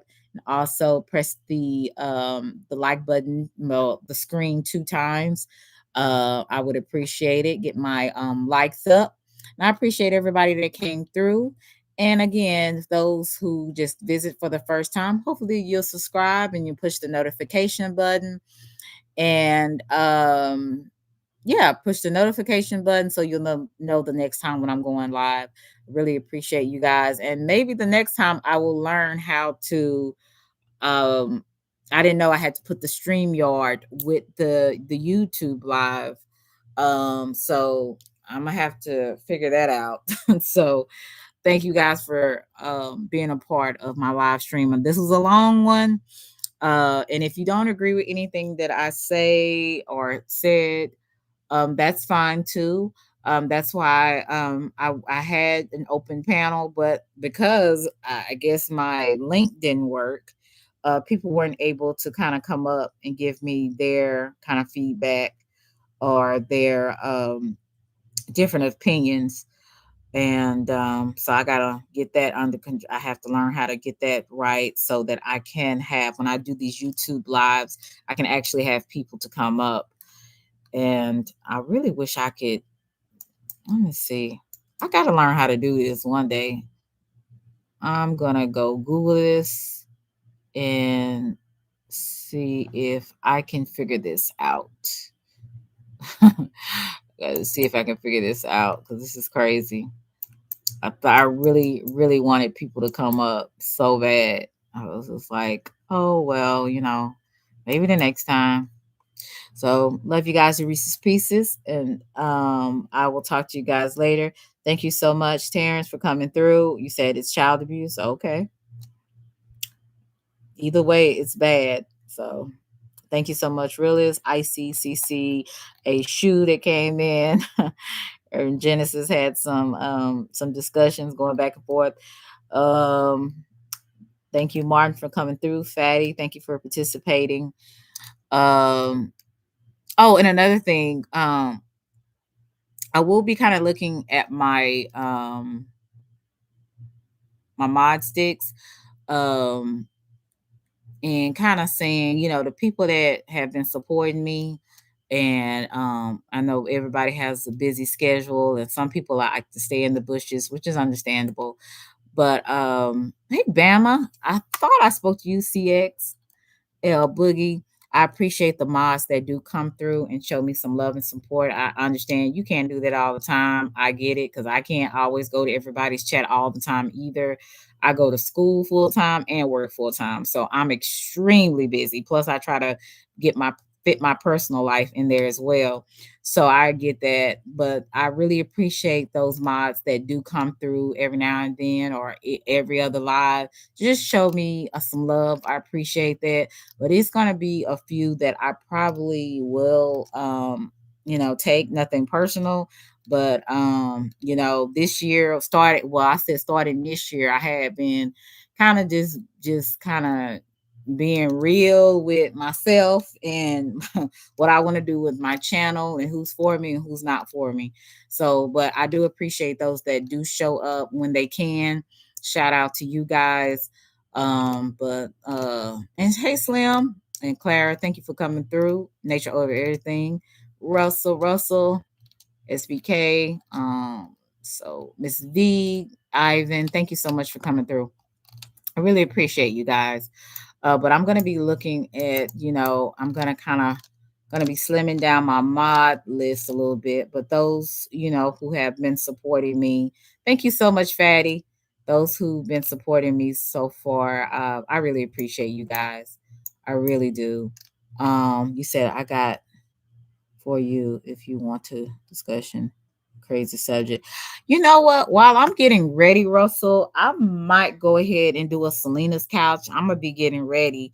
So if you want to come up, I might do a live stream right after this. Let me see. While I'm getting ready to, because I'm going somewhere. So let me see. I'm gonna go to my StreamYard because I have to learn how to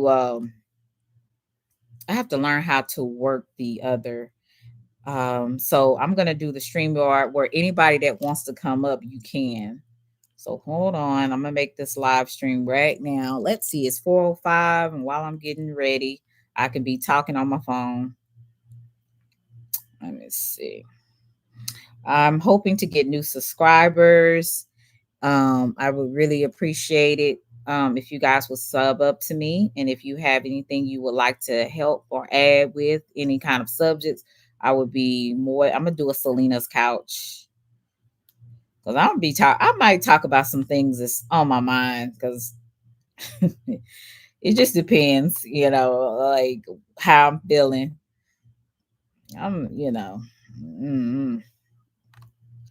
Let's talk about it. Let me do this. Let's talk about it. It's 4:05, so I'm gonna say 4:20. Open panel. I'm doing it while I'm open panel and random topics. So I'm about to do a live. Anybody that's hearing this, that's on this live stream, can come on over to the other channel. I mean, the same channel, but the other live stream. I'm gonna say I'm gonna say 25. Just give me some time. I got some.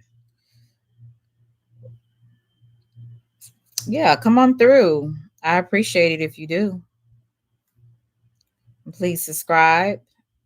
And if you can't make it to this next one, hopefully I will be able to see you on the next live when I go live. So thank you so much. Thank you, Genesis. You said you got a good topic. Okay, well, just come on over there. All right, guys, love you to Reese's Pieces. And for those that can't and that can't join on the next live, which is at 4:25, hope you have a great weekend and go out there and have some fun, get in the sun, or go somewhere, go out with a friend or whatever you're going to do.